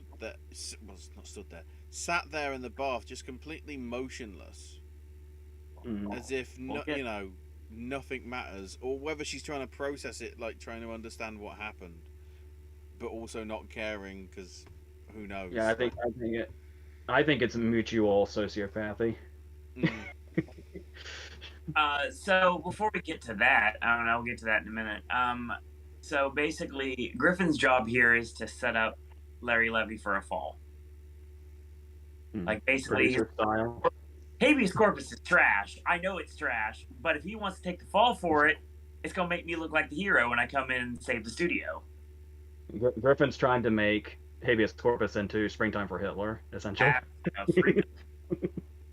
And AJ mentioned this earlier, and it's talking about Griffin's scene where he finally admits to Bonnie what's going on with June. And he's just sitting there. And I remember this. It's weird because I don't remember anything about the play at all because I've never seen it. But the one thing I do recall back in the day, I don't know if it was a trailer that I saw watching TV, or if I saw it on a trailer when I was watching a movie, because I don't think I saw the trailer for the player ever in a theater. I don't think I did at all. But I will say the one thing that sticks out, AJ, it may even been a scenic clip, if that sounds correct. That's possible. Because all I remember is Griffin just standing there, like all stoic, super cold, with Bonnie there, of course, being like, well, are you going away for the weekend? He's like, yeah. And are you going away with June? Yeah, I am. Like, what's it to you? When you're showing no emotion whatsoever. He is like the king, he becomes like cold as ice at this point. And this is how you can tell just how much of a sociopath Griffin Mill truly is. And I feel like this is where it clicks completely, that not obviously murder, everything, all the things he's done moving forward, this right here makes me realize that he is in point of no return, and he is forever changed, and he has now been brought to this, and the only person that we thought was his saving grace and his conscience, basically, now he has pushed her away and literally cast her aside, and there goes his mind, there goes his sanity along with it. So that kind of goes along where it's like it's kind of a continuation of Josie talking about her being an audience surrogate. Yeah. And then in that your theory of her also being like the representation of his sanity, more or less, what little there was to begin with. Yeah, I basically just called Bonnie George Burns at this point, so I'm good with that. I love the transition right there, which we cut to the movie poster, which just simply says the worst crime of all time. And then we just transition to the next scene. For murder. Yeah, where the scene where he's being interrogated by Whoopi the first time, where M's on one side, which obviously, like Ashley said, in the context of that movie, is murder. Right. And then on the other side of him is the prison movies, as they're talking about the potential of him getting caught. Yes, the cake or death argument. And that's another thing to mention about his sociopathy is it's also shown in the like not just him through his character, but the movie's tone, Oh yeah. where we're literally going back and forth between the him getting away with murder plot and the him trying to keep his job plot, and both of these things seem equally relevant to him. Like both of them have equal trying to importance to sabotage him. Peter Gallagher too, and like trying to bring him down with him. Not only trying to keep his job, but trying to throw him in the mud as well. Yeah, because there's that. What's really interesting about this is even though it seems to be really cutting to the core and talking about how soulless Hollywood and its workers are, and showing these ridiculous scenes like what's going on with habeas corpus in the movie that it eventually turns into. And then there's the moment where he mentions bicycle thieves, and they say like, "Well, that doesn't count because that's an art movie. We're talking about movies." And it's like that just there you can sense the disconnect. And then it's like, "Oh, these people have no idea what they're talking about." But then in the very same scene, just when you think, "Oh, these people have no idea what they're talking about. They don't know movies. They don't know anything about what they're doing." They do that bit where they're going through the newspaper and they pick a story and try to make a movie scenario out of it. That was cool. I like that. When they mention the mudslide and they say it could be a John Borman movie, that is dead on. I could literally see that concept being a movie in like aesthetically in the vein of the Emerald Forest. And it's like in those moments it's like, oh, maybe they kind of do know what they're doing in certain scenarios. Sure. Because Borman's not like well, the blockbuster guy by any means, but they still knew exactly what to do with it. It's this kind of interesting balance of seeing them not know what they're talking about and then totally knowing what they're talking about. It's always that interesting balance as well, where obviously all the studios want to make the most money possible. You know, they want that highest grossing film of the year, but at the same time, they want the Oscar or they want the awards. So you've got to somehow cater to both, Sure. which is completely against what you know. If it's a business, it's all about profits, which is butts in seats. It's not going to be the residue of money of what you might make, depending how much you cut as a deal for have it on home media. You're talking about the Richard E. Grant and Dean Stockwell situation. It's like you're basically like jeopardizing your integrity just to make money. Well, no, yeah, but I'm also talking just within the sort of studio size. I mean, I guess that's why it's all transitioned to streaming now, so it's all basically in-house. All the Apple stuff is on Apple, all the Netflix stuff will only be on Netflix. All the Amazon stuff, to some extent, is on Amazon. Making it very difficult for me to ever animated lineup again. To be fair, they do actually release them, as like on Amazon, you can only watch via Prime Wonderstruck, but you can buy it on Google Play as a purchase, even though it's an Amazon film. Which makes me even more intrigued, because over here, the Amazon treatment's been given to Spencer. We'll talk about Spencer. Wait a minute. Have we discussed Wonderstruck recently? Because I was just looking for Wonderstruck yesterday, and that's really weird. Did we bring it up because it was one of the Oscar contenders? From like I was because I was talking to my friend that I was having the Von Trier conversation with, and she was looking for Wonderstruck. That's why I was looking for it. Is it just a weird coincidence? The director's got something coming out. It seemed impossible to find. It was because the director's got something coming out soon, hasn't it? That's Haynes, so he just had the Velvet Underground. Did he just sign up for something else? I can't remember. Hang on. So that says.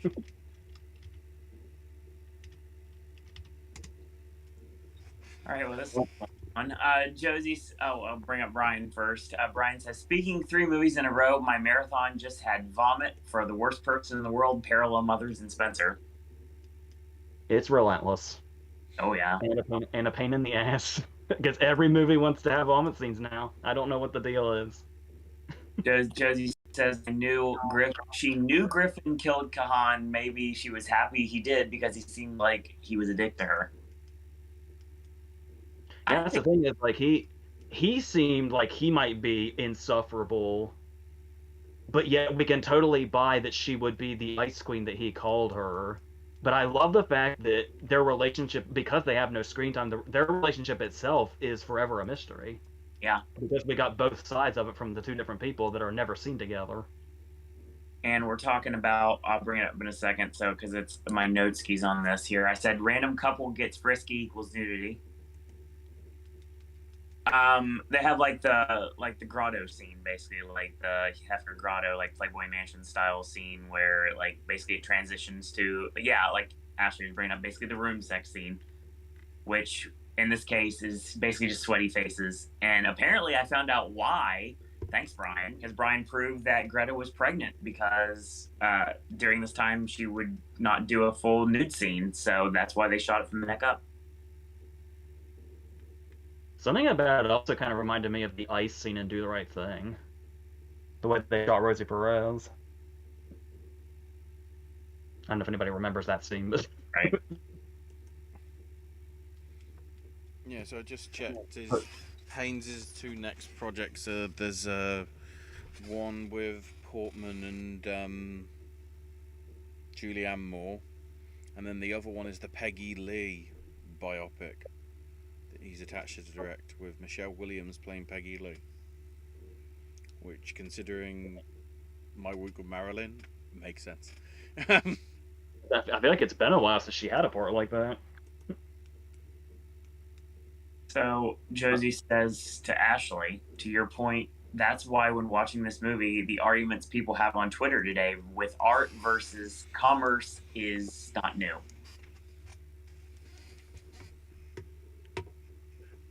Yeah. It's always...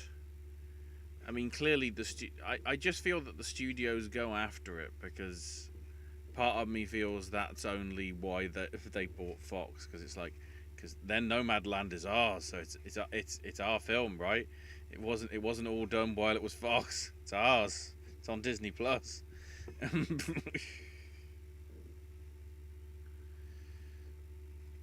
So, yeah, we talked about Quilty earlier, and I'll elaborate a little bit now. Yeah, that's coming to come up on the network eventually. Trust me, I'll make sure that one way or another it's coming to Popcast Movie Club, the one I want to talk about. The mud bath Ashley brings up. I have to see Tim Robbins' Wing Wang. I'm not a fan of this. I do not like this. That's number one. Well, I was gonna say, talking about another actor, a very big actor that had a similar scene very recently. I was getting vibes of how that was used in The Power of the Dog to kind of show the person's personality, Sure. In a visual way, in a very interesting way. Though once again, I still don't know if we're still not spoiling Power of the Dog yet, but it's the very layered way that was shown off in Power, how mud was used to kind of show off a character in multiple ways. Sure.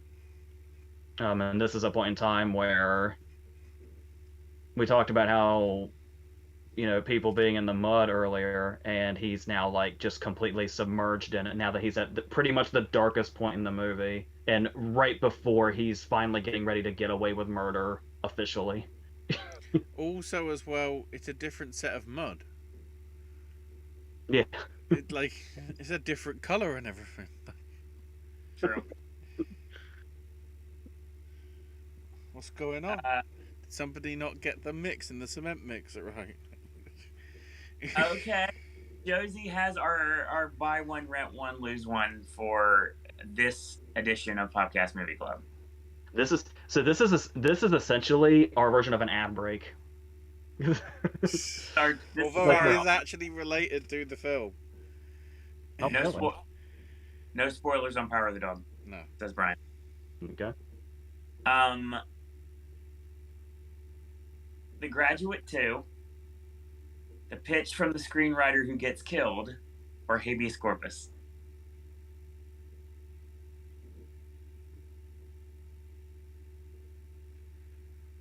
Habeas Corpus had a really great cast in it.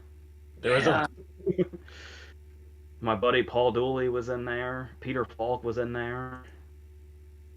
Ray Walston was the priest.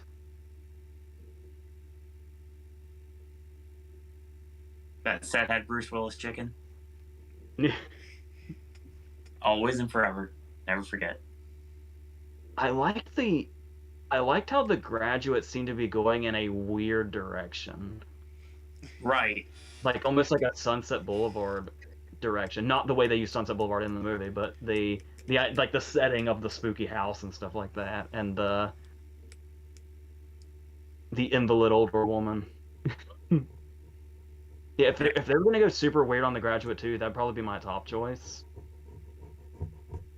And then Habeas Corpus, and obviously, I hate to say it, but David Cahane's movie sounded really fucking boring. Yeah, Cahane's movie, something I'd probably fall asleep watching in Athens.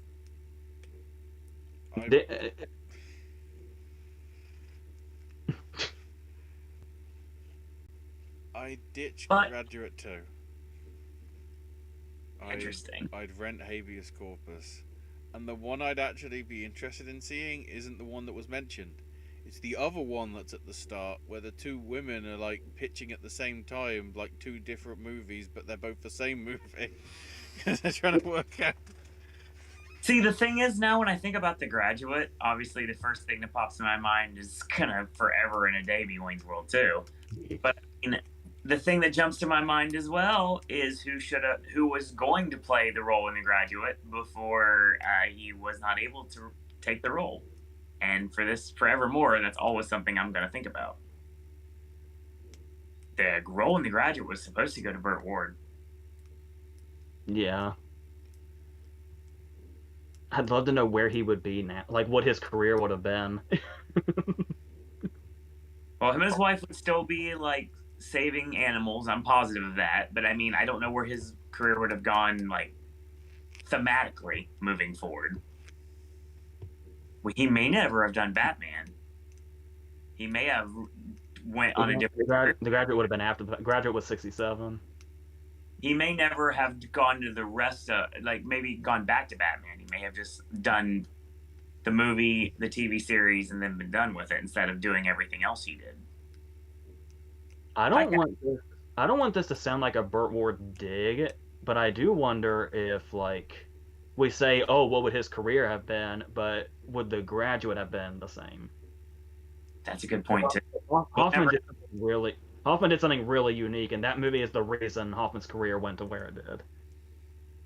I mean, I could throw out a really lame joke like "Holy jailbait Batman," but I'm not going to do that because I'm sure someone's already said that before. But anyway, I'm positive we're on the internet. I guarantee someone has. So, but like, yeah. Like while we're on Richard E. Grant, when he was doing his Criterion Closet video and he was talking about The Graduate, he specifically called to attention that thing that Hoffman does where he just makes those little like squeaky noises. Mm. It's like, that kind of thing feels strictly like a Hoffman thing that no other actor could have done, and it's those kind of things that really made the Ben character what he was. You see, every time I saw Richard E. Grant, you probably know what role I was thinking of. I would assume with Nail and I. No? What did he have? What was he wearing? He was Always in Spice World. He was wearing some sort of cravat around his neck. So part of me was feeling like, is this the head of the other him from How to Get Ahead in Advertising? Because it seemed like, you know, that sort of like on edge, sort of this is my idea, this is going to work sort of thing. You know, I'm going to do anything to get it. I've even teamed up with, you know, the actual guy from Quantum Leap who's undercover because, you know, this is how it works. Because we're in universe. Where's Scott Beluga? Bakula. So now that I was waiting for Scott Bakula too, actually. I don't know where you are in your notes, but now that Richard E. Grant is here, in the conversation. I really, really want to talk about the pitch scene. Okay. Did you have anything on the pitch scene? Not note specific. I did not bring them up at all in my notes, but I feel like it was something I was going to gradually get into it, so it makes sense. I feel like they have the most integrity in the world when they go into the pitch. And they feel like they're not going to change anything. They're not going to kowtow to anything that any studio wants, so they could get the entire vision that they want. And they're very, very dead set on the spectacular vision that they have. And they're not going to let anybody break that. And then they do. Yeah, because there's what I really like that this movie depicts in the opening shot and then literally throughout, because it's Griffin's job, how degrading giving a pitch can be. Oh, yeah. Because I think it was Brian asked in our Q&A, how would I react if I met Emily Blunt? Yes. And I said pretty much, like, I've written things for her, script-wise, but the last thing I would do is try to pitch her. Because there's just something that's surrounding that idea that is so, like I said, kind of degrading. Because you've only got so much. They literally have that expression, the elevator pitch, where you have the amount of time it takes to go from one floor to another to say an entire thing, and try to convince somebody that they should devote the next year or so of their life to this idea of yours. And I love the way they depict pitches in the opening scenes, where we saw, like, the Buck Henry stuff, and how everything is this meets this is what a pitch seems to have to be. It has to be like another thing. It can't be original. It has to take inspiration from other sources, as if to go, you know this and you know this. What about if we put them together, sort of thing. And there's ridiculous as Out of Africa meets Pretty Woman. I think the other one was Ghost meets The Manchurian Candidate, which just that was great. I like that. And there's the same thing where they have the answer to everything is Julia Roberts. Yes. It's like, oh yeah, we're thinking of this, and and we still see that all the time now. It's a running joke with Tom Holland and Timothée Chalamet right now. There's there's even just recently, to promote Uncharted, Holland and Wahlberg did an interview with Jesus and Mero, and one of them made a joke where they were talking about Holland getting roles and being so busy, and I think it was Mero made some throwaway joke about, because people are shouting, "Get Timothée Chalamet on the phone," and the look that Holland and Wahlberg give each other when he said that, it's like you can tell there's this inner thing in Hollywood where everything is Holland or Chalamet, no other choices. And so everything's Julia Roberts, everything is Bruce Willis, because this is 1992. Everything is Chris Pratt. Yes, for some reason. He's, not only is he going to be the voice of Mario, apparently now he's the voice of Garfield. I wish I was joking. That one actually makes a lot more sense than Mario. True. But still he needs to retire for a while. I mean, that's to some extent, that's why we make the joke of Meryl Streep and Jennifer Lawrence, because it's like, okay, they're purposefully looking for a role where they're just going to get awards recognition.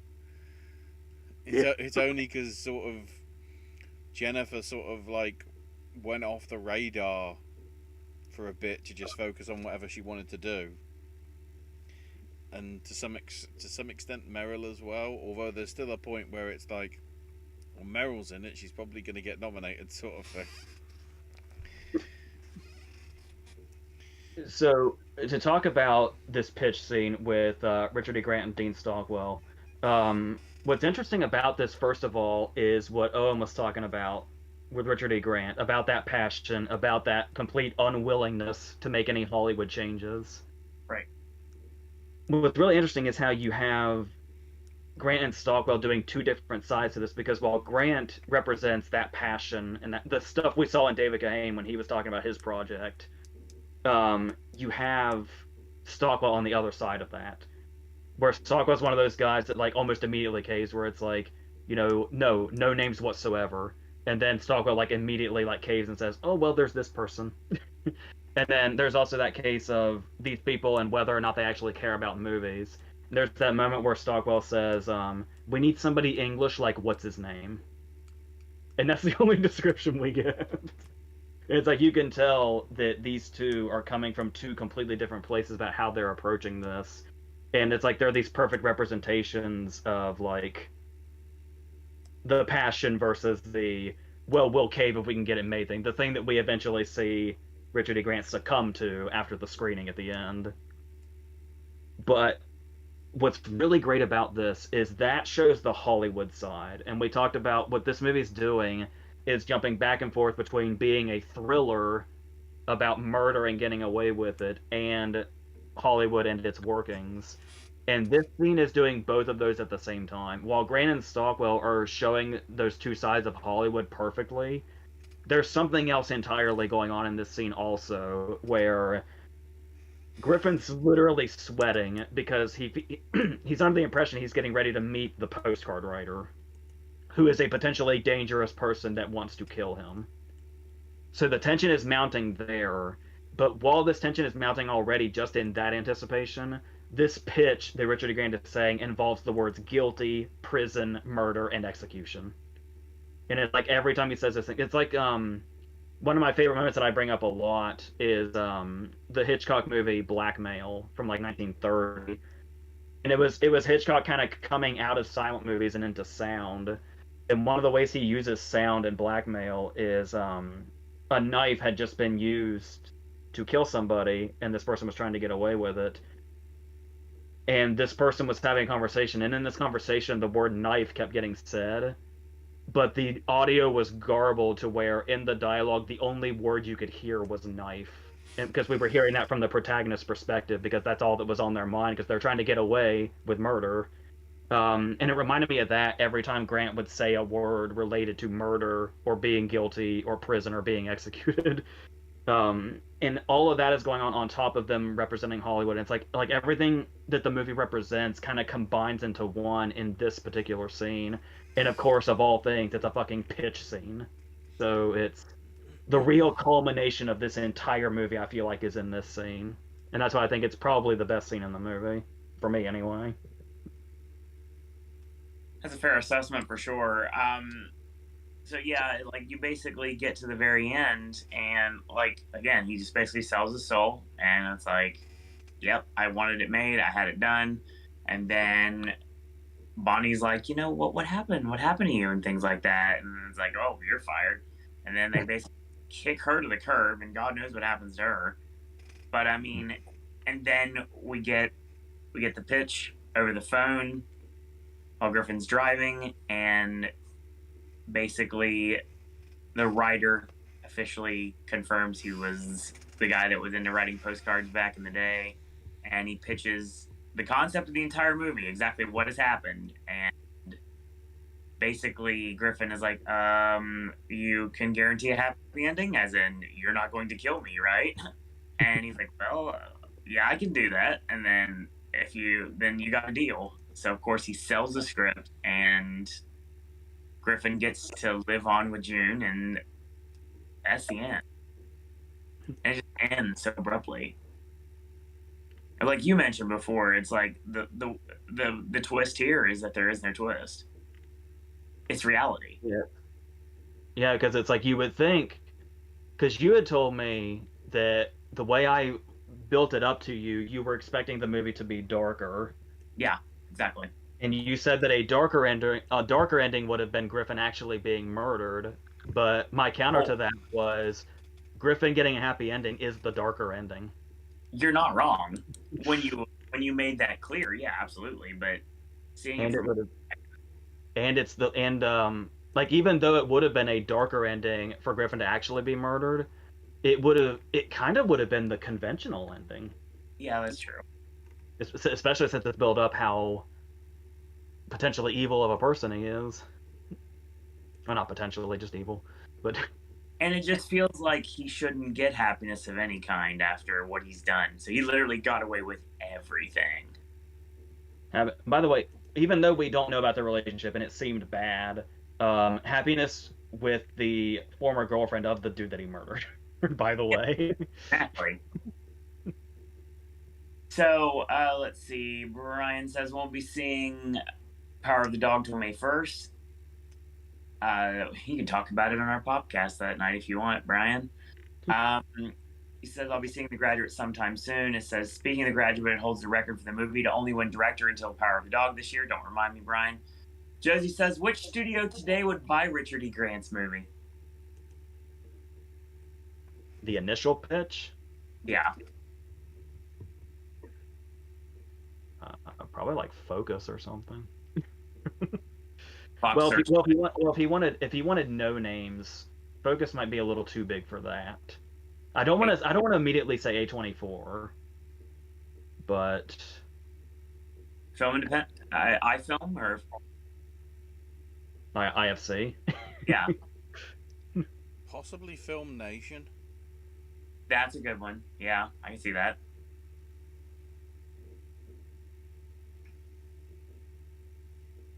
I don't think it's quirky enough for A24 because it seems like it's trying to be middle of the road.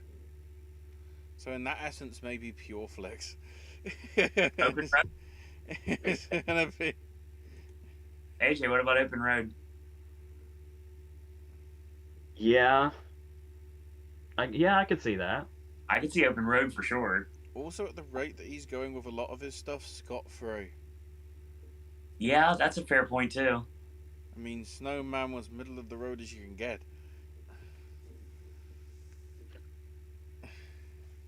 So Josie says, speaking of Q&A, you guys gonna do another one soon? Yeah, May 1st. The anniversary. A week on Sunday. 9 years as a network. We'll be 13 here. days. And we'll go live that night and do a Q&A, Josie. Roadside Attraction, she brings up. That's a good one too. Yeah. IFC, totally. Yeah, Roadside does a lot of random shit. So Brian says, if you want to see Chris Pratt before he became well known, it's called Moneyball. Yeah. If we're headed towards the end, I have one more scene I want to talk about. I want to mention that before we go further. I got 2 more questions, and then we'll go right into it. So Brian says, you see all 3 detectives all looking at him leaving, and you tell that they know he did it. Yeah. And Brian says at the end, when he gets, go ahead. I was gonna say, I'm pretty sure Whoopi's convinced from the get-go. 100%. The way she's dialoguing with him throughout the entire movie, you can definitely tell that she knows something's up.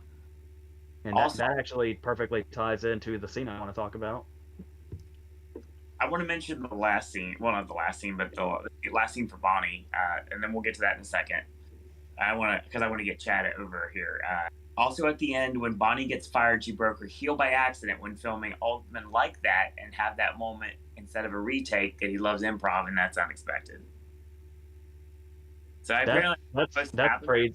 That's crazy because that fits the moment so well. I would have guaranteed that was scripted. Yeah. Apparently. AJ, continue what you were saying. I want to talk about the police station scene. The random talking over each other conversation. Did you ever like a billion times? Yeah. Oh yeah. One line I was going to bring up before this, when we were talking about the overlapping dialogue, was I think it was Ashley talking about all the different conversations you can hear that are just barely there. I think it's right before we cut away from the banquet scene and they're dancing and they're talking about her name being Goodman's daughter, and you can hear you really have to listen for it, but somebody off screen is saying, "Wait, whose daughter is she? I just want to know whose daughter she is. I didn't hear that part." I had a loud moving storm going on outside. I couldn't hear small dialogue pieces I'm trying like to work that. out which bit of the police station scene, like the bit where he accidentally knocks over the filing drawers on the top of the thing, or Lyle with his ninja SWAT, and then leaving the 5th fly on a pile of other flies' bodies on the corner of his desk. There's something like shoot wrong with Lyle Lovett in this movie. Seriously, there has to be. I want to follow that character the way he was following every other character. Oh my god. The whole police station scene from beginning to end, like those moments, and I love the idea of how it really shows him out of his element and how his mind is so movieified. Because you'll notice when he's under the impression he's about to be interrogated at the police station, he has a movie-like version of that in his mind. So the first thing he does is go to the nice office, and Wolfie has to say, "Oh no, it's just literally out here where everybody else is." And it's so unceremonious. He has to like move shit out of his seat to sit They're there. my tampons, Yeah. not your tampons. I don't have that make. I don't have that variety. It's just it's the least movie-ified interrogation ever. And then also, when she questions about her, and he's very defensive, like, what's this to do with you? I don't know. I shouldn't. I'm not talking until I get a lawyer here. So again, like going to sort of like all the stuff that he's stereotypically just sat there in the back of the room going, "Yeah, this is one of mine." He's definitely coming off very guilty in this scene completely, and they 100% can read right through him. But they have nothing they can call him on. That's the problem. They don't have a case. And they know that, so they have to try to get something out of him, and they just can't. Not to mention the other detail I love, where just lunch comes in the middle of this, and they Yes. start arguing about whose food is which, and it's just I really love that police station scene and how just like how just completely alienated it is from the Hollywood world that he knows, and it's also just a hilarious scene, particularly the stacking the fly bodies and the everything Wolfie's doing. And then later on, how the shit does the lawyer get in? Yeah, Because because by the time we get out, it's like, God damn it, there's no ramp. It's like, well, how did you get in? He got picked up and put on the... Well, but we don't know that. Like, Did he come in through an alternate path or something that actually had a ramp? I say there was probably a ramp in the back or something, and that's how he came in. But ADA was not something that was prevalent in Pasadena, California in 1990, okay?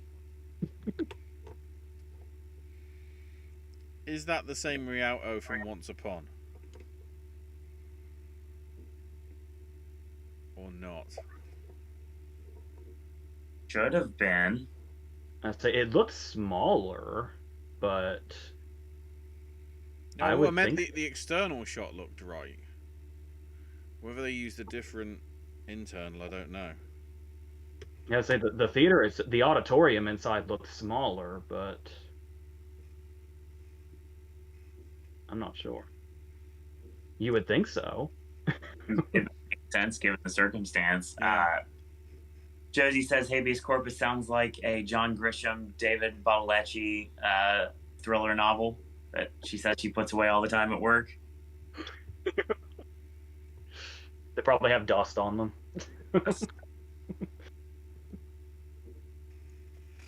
It has like a watermark on the front, like on the top of the desk. At this rate, it would be more like the James Patterson and Bill Clinton.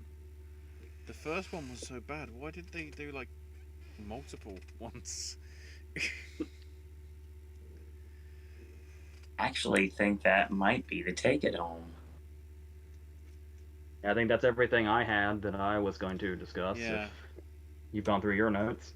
I've gone through my notes. I have lots of notes, and my notes have been taken care of. I think at the end of the day, we've all pretty much are unanimous. We like this movie a lot. Mm-hmm. Yes. And that means, since we've gone through our Josie time, which we've picked one of the pitches to keep, take, and get rid of. So needless to say, we're now getting... Josie says, literally every day I put away a James Patterson and Danielle Steele book. That makes sense. So, May 1st, we're back here for our Q&A. And May 2nd, we're talking moving violations, everyone. Officially announced today. So, get ready. 1985 never looked so sweet. Considering then how 2 weeks is the closest to my birthday, I will take that for Sleuth. I will take that. And that would mean Sleuth would be coming up on May 16th. And this is going to be fun because, as we saw, there's so much to take apart and dissect in the player. And even despite being as bare bones as it is, there's going to be a lot to talk about with Sleuth also. Doing this with comedies I do a lot of this in the videos with my brother. Doing this with comedies, it always gets really interesting. And not obviously technically the player can be considered a comedy, but like a movie that's just a straight like 80s comedy, it's really interesting to do this with also. So this should be fun. The interesting thing for most of you out there, you're gonna struggle to find the version. At first, I was thinking I was gonna have to rely on a Polish dubbed version, where I couldn't actually hear the English dialogue, and then no, you hear the music. The music's amazing. And then it got better because we had a dodgy Russian dub film of which you could still hear the dialogue and the film, but just like this Jennifer Tilly. Accurate dialogue from the movie. And then I've managed to somehow find the original version as unintended, because this is nowhere on streaming, internationally or in America. Just like nature intended. If I remember correctly, the only time I've ever seen it was a VHS I borrowed from you, Owen. That's a shoot. If I remember correctly, this wasn't even a legit VHS, right? It was recorded off of TV, wasn't it? HBO, good sir. Recorded off HBO with the same, like, commercials and everything. Even HBO Max doesn't want to touch it. But yet, it has a Blu-ray release, which is so weird. Of all the movies that don't have Blu-rays yet, and Moving Violations does. This is the start of the craziness I'm going to take everyone through with my version of the Popcast Movie Club. I would have sworn we would be going Sleuth this week, but I get surprised, so. Well, because you said it, so people voted it otherwise. You skewed the vote, but I'll allow it. It's coming. I was going to purposefully skew the vote because the 2 weeks after that, if I can get back to back, I am purposefully doing it because I know literally on my birthday week and literally the night before it would be, the film is showing on the big screen, which I've never had the chance to see on the big screen, and boy am I jumping at the fucking chance to see it on the big screen. So here's the thing. Moving Violations is officially going to be Popcast Movie Club episode 2. And that's going to be coming up on May 2nd, which is the weekend of our 9-year anniversary on this network, which the Q&A is Sunday night. The next week is going to end up being a battle of AJ versus Ashley to determine what the next movie is going to be. Because I can't go. Well, reverse that. Take a shot. Me versus AJ to determine what the next one's going to be. Yeah, I was going to say, because after Moving Violations, we'd automatically do Sleuth, and then we just start over again. Yeah. And then me versus AJ, and then the winner of that will face off against the loser of that. That's how we're going to do it. Okay. And see, I don't mind doing 2 back-to-back and then just sitting out for the other. All 3 of us present, pitch for the next set of 3, and then we just do it in that order, maybe? I don't know. I like the idea of not going back to back at all. So that way, there's a different podcaster gets every week. Okay. Because AJ's got a ton of great ideas, and I know some of them. Ashley, I'm sure, has a ton of great ideas, and I'm sure I'll probably have to be sent to me. And I have a lot of great ideas that I'm sure that most of you have probably never heard of, and I want to introduce you to them. Like my next one, which is going to be coming in the next vote for me. And I'm very excited about being able to finally talk about it on this channel. I've been quoting it for years. I'm very happy to finally bring it to this network. I'm still surprised you didn't start with that one. I don't know why I didn't. I think it's because I've had Moving Violations on the brain for a while now, and I feel like I want to talk about I feel good. And it's on camera, and I can actually do that. Finally. The music's amazing. I love it. And I would say if anybody here is going to track down moving violations and is having trouble, I would say message Owen, and we might be able to help you out. Yes. So I can't do anything, but I have people that live in small crevices that can find that will be able to locate these video gemskis for you guys and girls out there to watch. I just watched myself dance on camera. I don't want to do that again. Brian says May 2nd will be the day to end my marathon, where I'll be watching Coda. It's a great little companion piece to Moving Violations. You'll enjoy that. I would, 100%. So yeah, that's Popcast Movie Club. What did everybody think of the show? This is when no one talks in chat and like. Yeah. So yeah, if you enjoyed the show, then leave a comment. If you didn't, tell me what you want to see on the network. So if you have ideas for Sip and Snack versus the other regular segments on the network, feel free. Shoot me an email if you'd like, sarahondisney@gmail.com.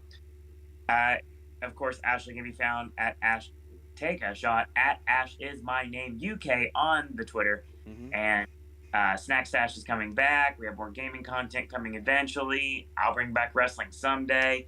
So there's lots of stuff still coming on the network. And our movie coverage literally starts in 4 months. 4 months, we're back to Oscar coverage again.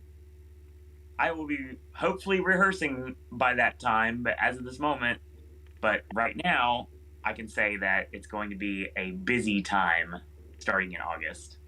And time will be flying, because when we get to the end of award season, Will Smith will only have 9 years to go. 9 short years. Dear God. Brian says I have no way of finding moving violations. We'll get this taken care of. Don't worry. I got you. Or someone does. One of my friends in the crevices has you. We're good. AJ, of course, cannot be found on social media, and also, just like Keith Richards, cannot be killed by conventional weapons. You can also find him on comments. Leave a comment. He'll get back to you in a video down the line. Now that we're doing this on a regular basis, I feel like AJ would be a lot more inclined to do a video like that, because now he knows that it's something that he can do. But we'll see what happens with that. More AJ content coming, not this weekend, because scheduling conflicts. You've got Voices of Liberty back this weekend and the rest of the week. But this Tuesday, as in tomorrow, you get one last AJ Jemski in very divisive Everything Everywhere All at Once, which is going to be reviewed on this channel tomorrow. So get ready for that. And AJ will be back with Massive Talent and The Northman on next Tuesday. Are you So going to try of- and catch bad guys as well? It may not be worth it for me, but AJ, I've I heard don't good know. things. That's surprising. I've heard some good things. I mean, In a world where we have a very divisive Wizarding World film and stuff that's still out in cinemas despite the fact it's literally on streaming, Yeah. and people complain that, there's only blockbusters out there. You've got 3 to choose from that arguably are not. In the case of Northman, very not. I could not believe it when I saw that our theater here is getting both Massive Talent and The Northman. I was shocked. I don't have bookings yet, and I won't till tomorrow, but I don't see a reason in the theaters I have. I can't call it an art house theater, but my Cinemark across the way that I walk to that has got all the Oscar movies theatrically. And then, of course, there's the AMC, and then, of course, there's the one literally this way, the City Walk Cinemark. So, I mean, I'm sure I'll get them. And then, of course, we've got Doctor Strange coming up soon, so looking forward to that. Follow me on Twitter if you'd like, at Sir Owen Disney, and check out all the Voices of Liberty content, lots of Sip and Snack content. Hey, I won a contest, 100%. So if you guys and girls out there are Pepsi drinkers or paid attention to Pepsi around their social media, you know that they partnered with IHOP to create a maple syrup Pepsi coming to Sip and Snack very soon. So get ready for that. So I will be doing a nice unboxing video and also a subsequent Sip and Snack to go with it. So I'm looking forward to that. Kind of like the Dr. Pepper Fantastic Chocolate I did a while back. So Then plenty of sipping snacks. I got like 9 I still need to film. And then I've got plenty of voices content. I still have Water Parks video from the last Water Park show as I'm preparing for the next Water Park show in July. So lots of stuff still come on the network. So lots of things coming on Popcast Network. So thanks everyone for joining us tonight. Thank you to everyone joining us in live chat. We appreciate everyone joining us. To Brian, to Josie. Cassie popped in for a second. And because I think I can now see it because there is no more. Yep, Spencer Reed as well. I want to shout you out. And also, I don't want to not mention the run-in from Prince Amleth, who I've never seen before. Thank you for joining us tonight. And we'll be joining you guys and girls out there on May 1st, the 9-year anniversary of Popcast Network. We're going to do a little Q&A ski. So we're going to have a little fun that night, probably about 6 o'clock. Most likely that'll end up working out. That's usually a good time frame unless I have to run or something, and I have to work super late because of the fact it's spring break. So needless to say, we'll work that out. And then on May 2nd, Moving Violations, episode 2 of the Popcast Movie Club. And then May 16th, Sleuth, episode 3 of Popcast Movie Club. And then we start all over again. That being said...